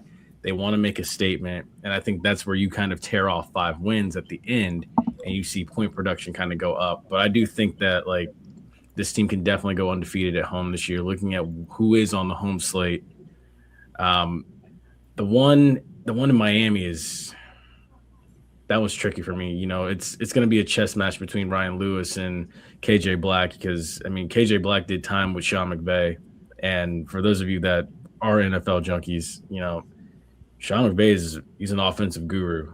He's got the Rams rolling for a reason. So the fact that KJ Black did time with him, it kind of makes me worry the exotic offensive blocking schemes. So, I just want to see how that chess match goes. But if you can go in there, you can go down to Miami and pull that off. I think that, we're talking about maybe 9-10 wins. Oh, okay. But I'm still sticking to 8-4, though. Oh, sticking to 8-4. Okay. Anybody else there to step out there on that edge? Come on now. Don't be scared. Yeah, I'll go. Okay. I think my floor is 7-5. But I will say this. I don't think we will on this side of the board. I think that we, Albany State, of course. South Carolina State is I'm like J-Peeps. That's the one that I'm a little concerned. That's a tricky one for me. I'm not sure yet. But if we win that game, that says a lot to me. That shows me a lot. We should beat Tennessee State and we should beat Alabama A&M. Now, they always play us tough, but I think that they'll take their step next year. I think that they take their step next year. But I think we should get them this year. Alabama State, I don't see us winning that one. Now, I may be the lone wolf about this, but I'm not sold on Jackson State. I'm not sold on anything they got going on over there. So, to me, what I will give them is that it's homecoming. They're going to be hyped up. It's going to be all the things. But I'm not sold on them as a shoo-in. So, to me, that's a toss-up. Of course, I believe we beat UAPB Southern. I'm not even concerned. Sorry, Raya. Y'all know my daughter's a Jag, but we're going to beat that. But now, Alcorn is another tricky one, only because I know that their coaches, he's basically playing for his job. You know what I'm saying? And so he's in a contract year. It's a make or break year for him. And so I think that every game that they feel like they can win, should have won last year, all the things that they're going to try to win. And so we got to go to them late. I think we play them November 7th or something like that, sometime in November. So I think that, while I think we can and should beat them, I don't think it's going to be an easy thing. Valley, I'm not even discussing that. Okay. And Cookman, I feel like we need that get back. So I think we'll be all right there. I'm not impressed with them. It's not too much that I've seen there. Not saying that, but I'm not necessarily impressed with Cookman. So my floor is 7-5, but I do believe that if I see what I think I should see on this first side, that we could win 8 or 9 games. Who else? Come on. Step on in the batter's box. So I'll go ahead and go. We PTSD make you gun shy. No, it doesn't. Facts matter. No. It's no such thing as gunshot when you ain't getting shot at. So ain't nobody on here getting shot at. No. So I'll say this: the floor for me, the floor is 9-3. That's the why floor you gun shy, because you just be saying. Wait a minute, you said what? He said the floor. Is 9-3. The floor. The stretch that determines everything for me again is October. It is absolutely October. That's the stretch. I don't, again, based on what I've seen, based on what everybody has reported, and again, Jackson State, Alabama State, those are the two classes of the East. They are absolutely the classes of the East. But Alcorn is a winnable game. Tennessee State is a winnable game. South Carolina State is a winnable game. We don't have any games on our schedule that we cannot win. Like, we absolutely can't win. One. We have something I'm that. about to say, Troy, come on now. Well, hold on. I mean, outside the Seminole coming out. outside the Ivy, I'm not talking about the I won't let them do it. I won't listen. I'm not talking about the Ivy speaker. Okay. Okay. We got winnable games in the front part of that season, and like I said before, Orange Blossom Classic, Tennessee State game, we win those games, we might be cooking with something. Then you go into October with momentum. That's why my floor is 9-3. Okay. That's all I'm saying. And for all those people that like to watch the FAMU shows, I ain't hard to find. Lee press-ons or eyebrows. You see what the tag is. You know how to find me. Beautiful. Well said, Troy. 9-3 is the floor. I love that. All right, who's next? Come on now. I can go next. Go ahead. We didn't have a coach last season. I'm sorry. Go ahead. I can go. Y'all wouldn't believe how many times I was counted how many games we could win. I'm like, I keep landing somewhere on 9-3 personally. 8-4. I'm fluctuating between like the 7-5, 9-3, whatever that means, because there's so many variables that matter in each one of these games. Because most people are giving away the Alabama State and Jackson State game, and I agree with Tache when I say that I'm not really convinced on Jackson State. I have to see some things, see who they are by the time October 17th comes around to be a believer of them. Alabama State, they are who they are. But when you just sit down and count it, I'm just like, if we go 7-5, something really would have had to happen, technically, or we're just not who I think we could be. And, with the combination of coaches and schemes and all those types of things. So I'm really hard to go 7-5. I'm really more like an 8-4, 9-3, but I am fluctuating. I do leave room for the 7-5 to happen. But anything less than that, I don't like it. I'm gonna jump in. I'm gonna jump in. So I think Troy and Lord Jamal might like what I'm finna say. Because I'm finna go there a little bit. So I've actually tried to be reasonable, and I put out there, anybody who looked at the Substack article understand my floor is 75, and it's only 75 because everything goes wrong. You get injuries, Isaiah get hurt, that kind of stuff. Something like so that's the reason I'm leaving the floor at 75. That's a worst case scenario. I have, like Ashley and a lot of other people said, I have 9-3 as the ceiling right now, and that's just being really conservative. What I would say is this, and I hope you can get in your feelings if you want to. Jermaine came in and won the SWAC in year one. Yeah. Jennisberry hadn't lost the game to a MEAT team yet. Mm-hmm. This FAMU team, with everything that you want to say about us from last year, was 3 plays away from being 8-4. We still finished 4-4 in the SWAC. Yeah. We are very talented. I say we have the best coaching staff in the SWAC. We have a quarterback that could be the best in the SWAC.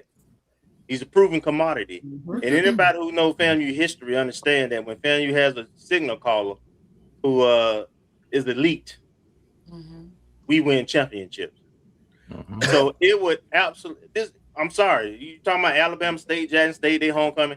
I don't give a flying bleep about that. All right. You got the games played on the field. We done talked about 7-8 deep at wide receiver and the fast pace of the offense. We're going to be tough to keep up with. And so as I think it was Troy who pointed out, we absolutely can beat everybody outside of Miami on the schedule. But everything has to go right there too. You know, you have to be, you have to avoid injuries. You have to win some games close, lucky, whatever the case may be. But from a talent and coaching standpoint, I believe we got a shot at the Black College National Championship. I believe we can run and take it. I firmly believe that. But a lot has to go right. That's the only reason I'm saying 9-3. But the SWAC ain't that hard to win though. He ain't never lied. Hey. Who still hasn't gone out? I know I haven't gone. Marcus hasn't gone. Who else? Keith, you gone? I haven't gone. I'm gonna go. Right. I think I'm very similar to Kelvin. I think the floor is 7. I think the floor is 7. The ceiling is 9 or 10. I think there are some winnable games. I do think the only non-winnable game is the game. I'm with y'all when it comes to Alabama State. Like, can he stay healthy? Can he not stay healthy? That is absolutely a question of mine. But overall, I think the majority of the games are winnable. And I know that ugly behind thing is at the end of our schedule.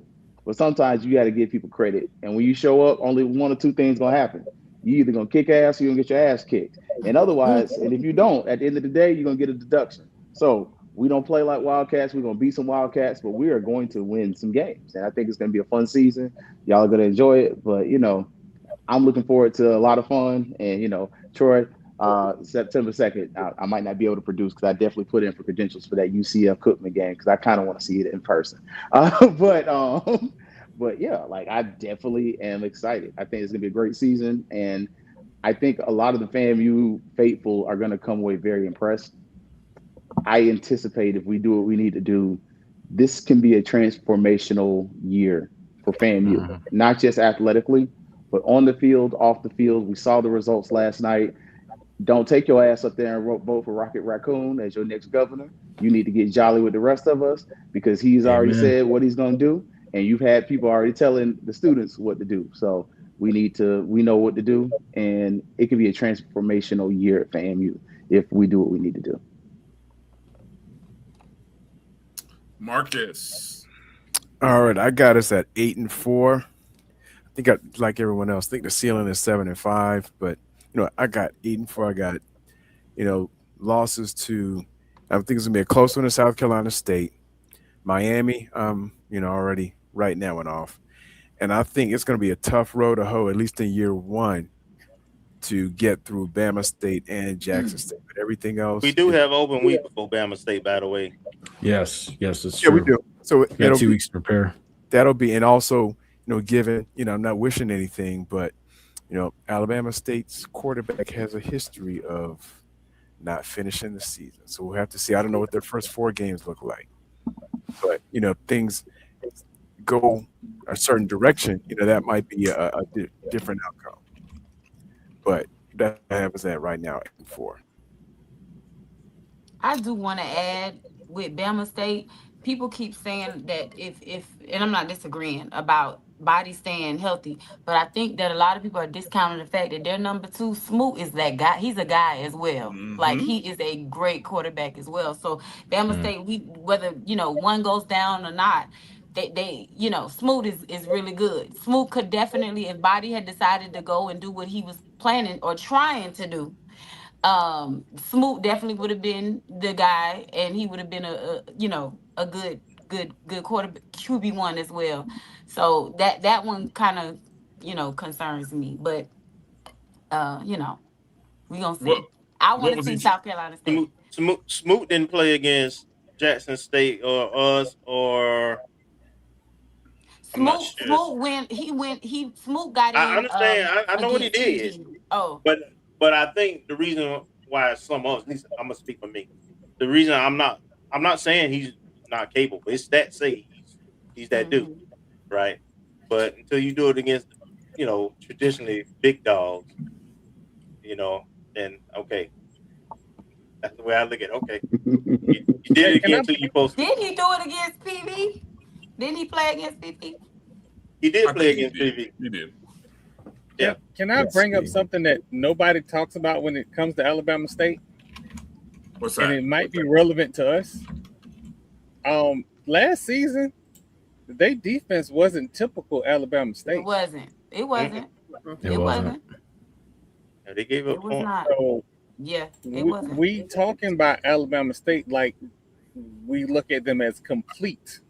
And we do have Their that linebacker. losses- Are you basing that, Troy, on what? The fact that they gave up how many points they gave up? How many points they gave up, and then how they lost games. Yeah. How they lost was more I mean, important. how many games did they lose? No, they lost 2 games. They lost How? 2 games. How? How How? they lost those 2 Yeah, games. how? But I feel like a lot of the reason, a lot of their issues, we talking about their play caller, and they got a new one. And Tony Hull ain't no slouch. Like you know what I'm saying? Tony Hull is pretty good. And I'm interested to see how him and Body will work together. But I mean, this ain't to get on that. But I think that if we split those 2 games, Bama State, JSU, if we can split those 2 games, I think we're in real good shape to be at that ceiling that everybody's talking about. Also, so Smoot in that game against PV, when he came in, he was 4 of 9 for 42 yards and 4.7 yards average. He didn't pass for a TD or an interception. Really, neither him or Body threw touchdown passes or interceptions. Everything that they got was 4 rushing TDs. And that's going to be the key for us because Body threw. Oh, go ahead. Well, I'm talking about just like those 2 games. Jackson State and Alabama State ran up and down the field. They did. Yeah. North Carolina Central also ran up and down the field. Yeah. We were a sieve against the run. So if we solidify that run defense and attempt to at least try to make them one-dimensional, then it allows you to focus more on shutting down or limiting big plays in the pass game and being able to get off the field. But if you can't stop the run, it's going to be a long day. So that's why, in terms of the rush defense on our end, right now I have those 2 games as L's, but it may change my perspective if I see something a little more stout at the beginning of the season, because that was our Achilles heel last year. And if you can't do that, then you're always on the Eagles. Yeah, I agree with that. Well, I think everybody else has given their prediction, so I'll go. My floor is 8-4. My ceiling is 10-2. I really think if the back-to-back road trips go well and we do split like a lot of you guys tend to think, the rest of the schedule shapes up pretty good. So anywhere between 8-4, 9-2,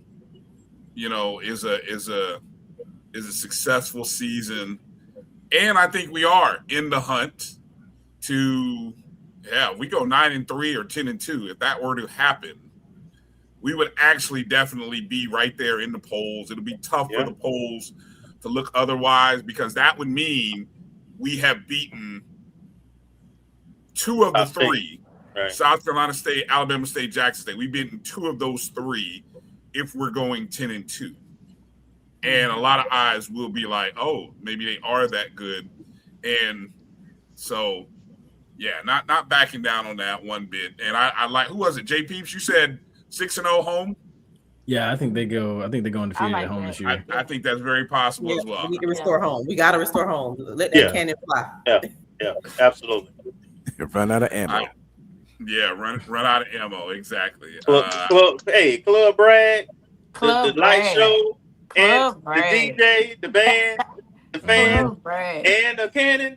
And the cannon. Y'all can have all kind of. It's gonna be loud.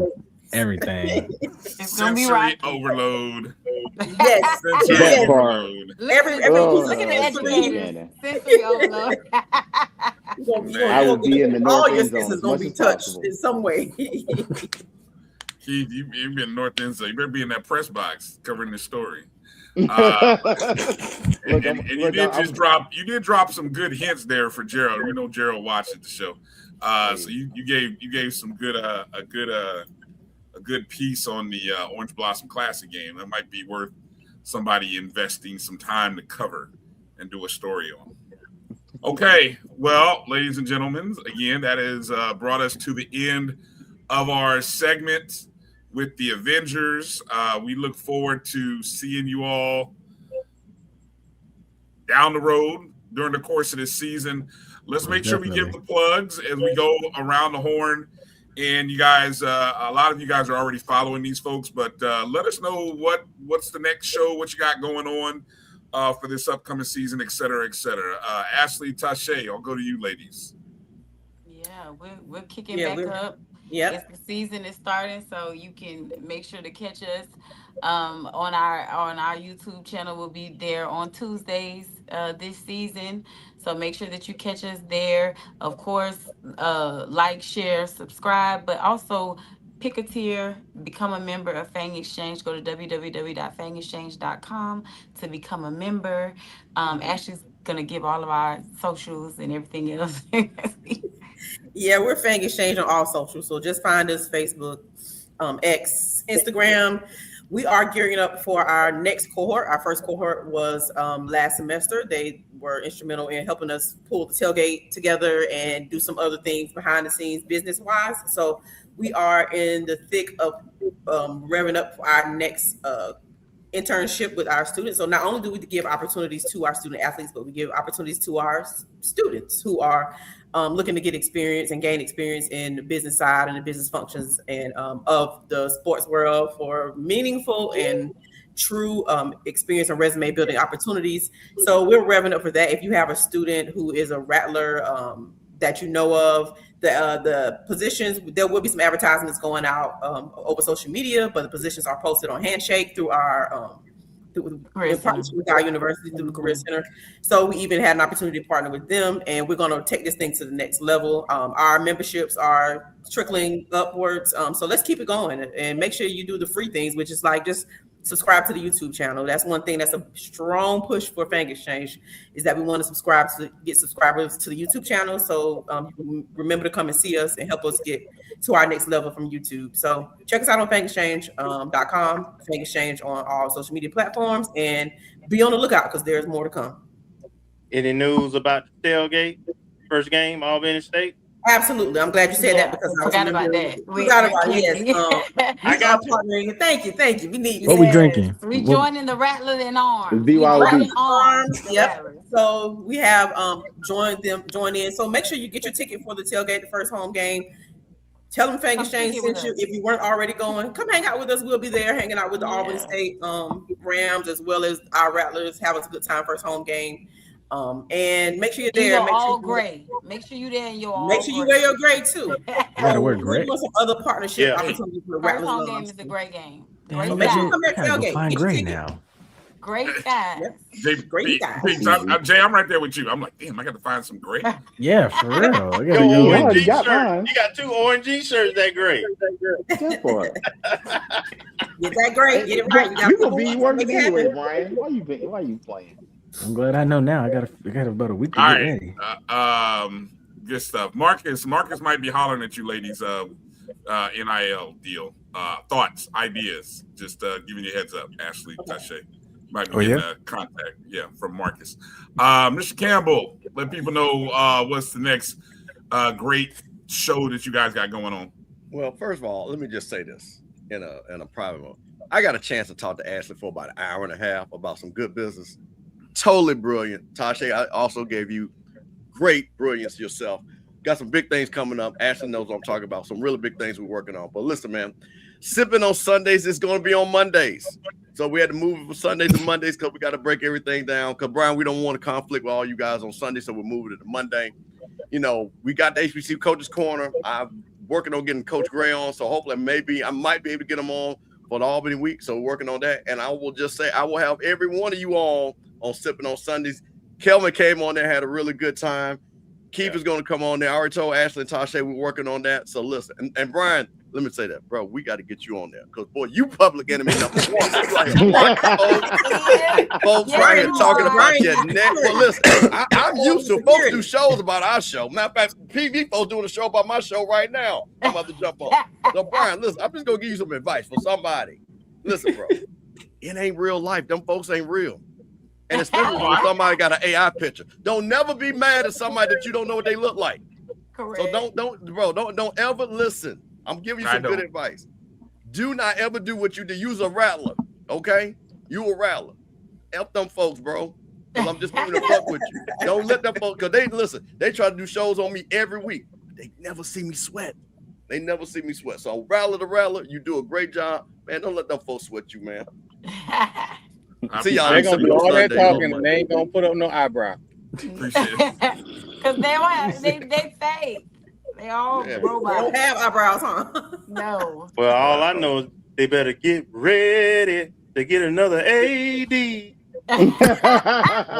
Oh, too soon, Kelvin. Too soon. Wow. God. Troy, go ahead. Well, let people know when's the next show coming out for you. So the next show is tomorrow night, Thursday night. It will be a call-in show. I will post the telephone number on our socials. You will be able to call in. Please call in. This is actually a precursor for something to come in the near future. You want to be a part of it, call in. I love to hear. I talk to everybody. I don't have no problem with nobody. I love everybody. Some people I just don't like. Sometimes I don't want to hear that Glee Club in Daytona. It's okay. It's a personal preference. But tap in, have a good time. We're going to talk about a lot of stuff. We just had, I don't know if anybody been paying attention, but we just had a ruling that allowed players to come back that were not eligible. And a lot of people in the uproar about players that didn't get drafted but was on squads in the NFL that are now coming back. So we're going to talk about that. We're going to get into a few other things. And if you feel like I said something that you didn't like tonight, it's okay. Contact your favorite podcaster. Tell them to put that eyebrow up. You can find me at watch.fatmouthsports.net. That'll take you to our YouTube channel. Tap in. Let me know how you're feeling. Tell it. You know what? I'll even say it ain't even got to be a swag personality. If you feel like you one of them Bama people, you know where to find me. It's an eyebrow. As always, lead with love. I'll see y'all Thursday. It's all about love. Said all that to say people. Love. Right. Keith, what do you got, Keith? Go ahead. Oh man, appreciate it, Bryan. Getting ready Thursday, be producer for Troy, but also could be talking about both the Arkansas Pine Bluff and Southern games this week. Toothless Tigers. Neither one of them have had any success against FAMU since they've been in the SWAC. So just kind of talk about those two games and some of the basketball signings. I know Marcus and I didn't get to talk about it. So, you know, some of the things that are just getting us excited about the signings, some guys that are very tall on the basketball roster. So excited about that. And also just trying to somewhat expand the brand a little bit. So I definitely applied for credentials for the BCU Alabama State game over there in Daytona, as well as the UCF Cookman game, just to one kind of get into those rooms, but also to like build that relationship. You know, we all rivals. We love to have fun. We talk trash all day long, but in all honesty, we want what's best for each other. And so sometimes we talk about exposure, but how many of us are willing to go out there and do it? So, you know, hey, Daytona's a 30-minute ride. Bryan, if you want to ride to Daytona, we don't play that weekend when they play Alabama State. We can definitely carpool Troy, you know, make it a guy's trip. So, you know, and we can stop at Buc-ee's on the way and get some barbecue. So, but yeah, so that's what I'm working on. Hey, look, you ain't got to stop. You ain't got to get ready when you stay ready. So, you know, that, and then football season, we're going to be doing the post games, and we got some real good news coming up for you. I ain't going to share everything. You got the Avengers reuniting and doing some amazing things together. Good stuff. Good stuff. J-Peeps, let them know. All right. So, yeah, you guys can find us on Facebook, Twitter, and Instagram. Countdown to Kickoff will be back. It'll be back Saturday before the Albany State game.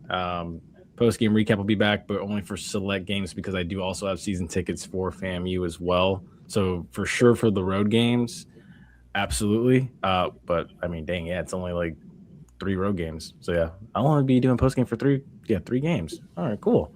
But also, too, you know, Run and Gun podcast will be back next week. Rattler Roundup podcast will be back.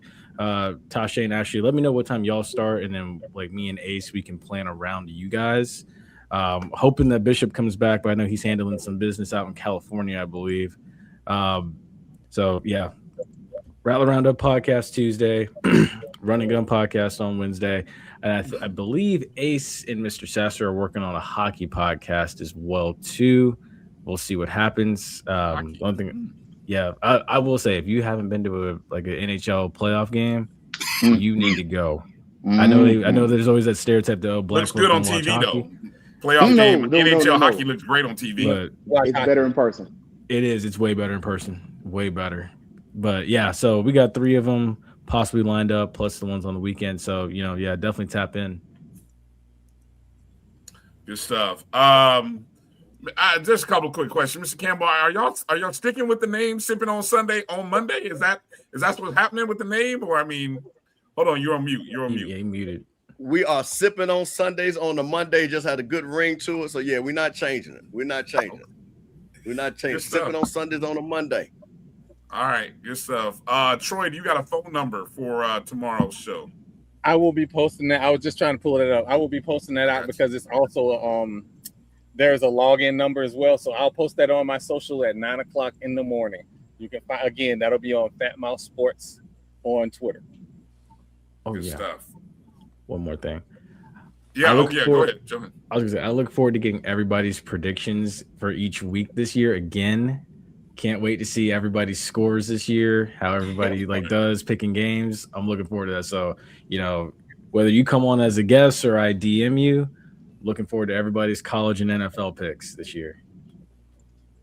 Yeah. All right. Well, we put our stuff on wax, so it'll be you'll have ours definitely. All right.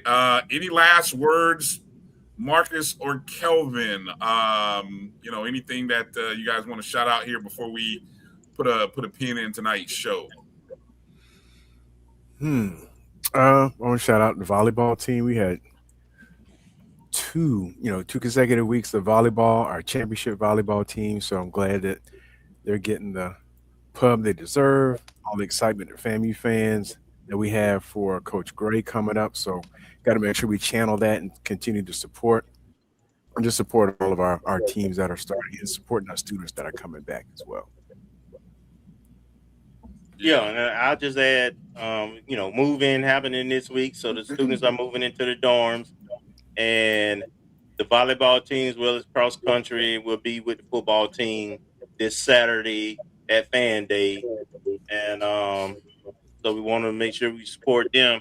And I want to thank my Avengers. We put out the call and they answered. Even one that didn't know to the day. So appreciate it. I enjoyed watching everybody's show, by the way, and I do watch all y'all shows and subscribe to all of them. And I encourage our audience and everybody who watches to do the same.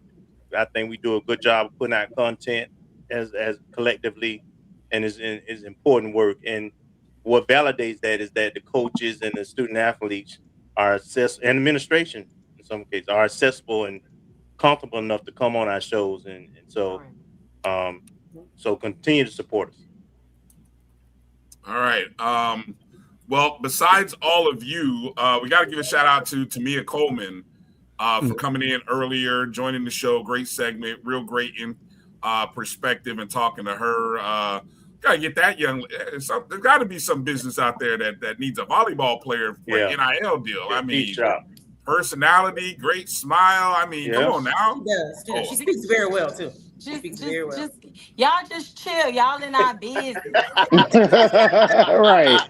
Let him cook. Drum up business, Tache. Let him cook. Okay. See, y'all all in our business. Let him cook. Okay. I'm not saying ain't nothing happening. I'm just trying to drum up more if it's out there. just letting the people know. But okay, I got you. Yeah. GoCon did put out the signal when he was on the show last week. He did. He did. All right. Well, let me see. This weekend, I think there's a volleyball exhibition match on the 23rd. That is Sunday, right? That's Sunday. Yep. Yes, Sunday against Edward Waters. So you can, anybody's interested, you can check out the volleyball team early if you're in the Tallahassee area, or if you're in town dropping a student off, you can, stick around and go check out the volleyball match. Their season opens next weekend, and then of course next Saturday, of course, is the football home opener against Albany State. Troy, what did we call that game again? We talked about that. What is that game unofficially called? Thank you for your Coach Classic. Thank you for your Coach Classic. Saturday, August 29th, 7 p.m. in Bragg Memorial Stadium. Good stuff. Good stuff. All right, ladies and gentlemen. Well, you have heard it. Another successful season is about to begin for Florida A&M, despite all the negative talk by all you haters out there in the SWAC and everywhere else in the HBCU sporting diaspora. We can win all kind of trophies. Huh? We've been winning the SWAC in about 8 sports. All it takes is 5 and we'll get the Commissioner's Cup. I mean, we've been dancing around it with 4 for the last couple of seasons. Just All we need 5, is 5 or 6. I know it was only 5. I said just 5. Well, if you look at the track that we've been on, we'll probably win about 4. But I'm thinking if we can get 5 to 6, we'll probably win the Commissioner's Cup. Yeah. Just a thought. It's looking good in basketball, men's basketball. Yeah, I was gonna say that about basketball. I'm excited about that's gonna be scary real basketball. fast. Yes, sir. We need They got guys that can win the basketball game or win the bar fight. You pick. Mhm. Right. That game in Tampa gonna be some fun. Yeah, it is. It is. It is. I need to get my tickets for that. Yes, it will. Absolutely. I will be there.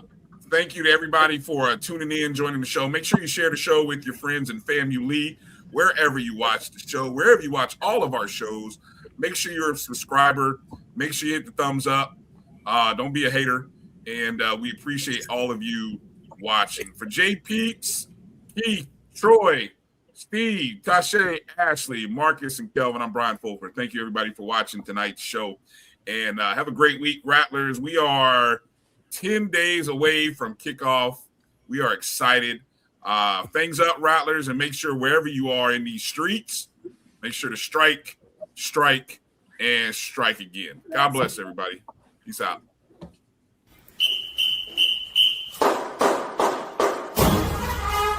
Thank you.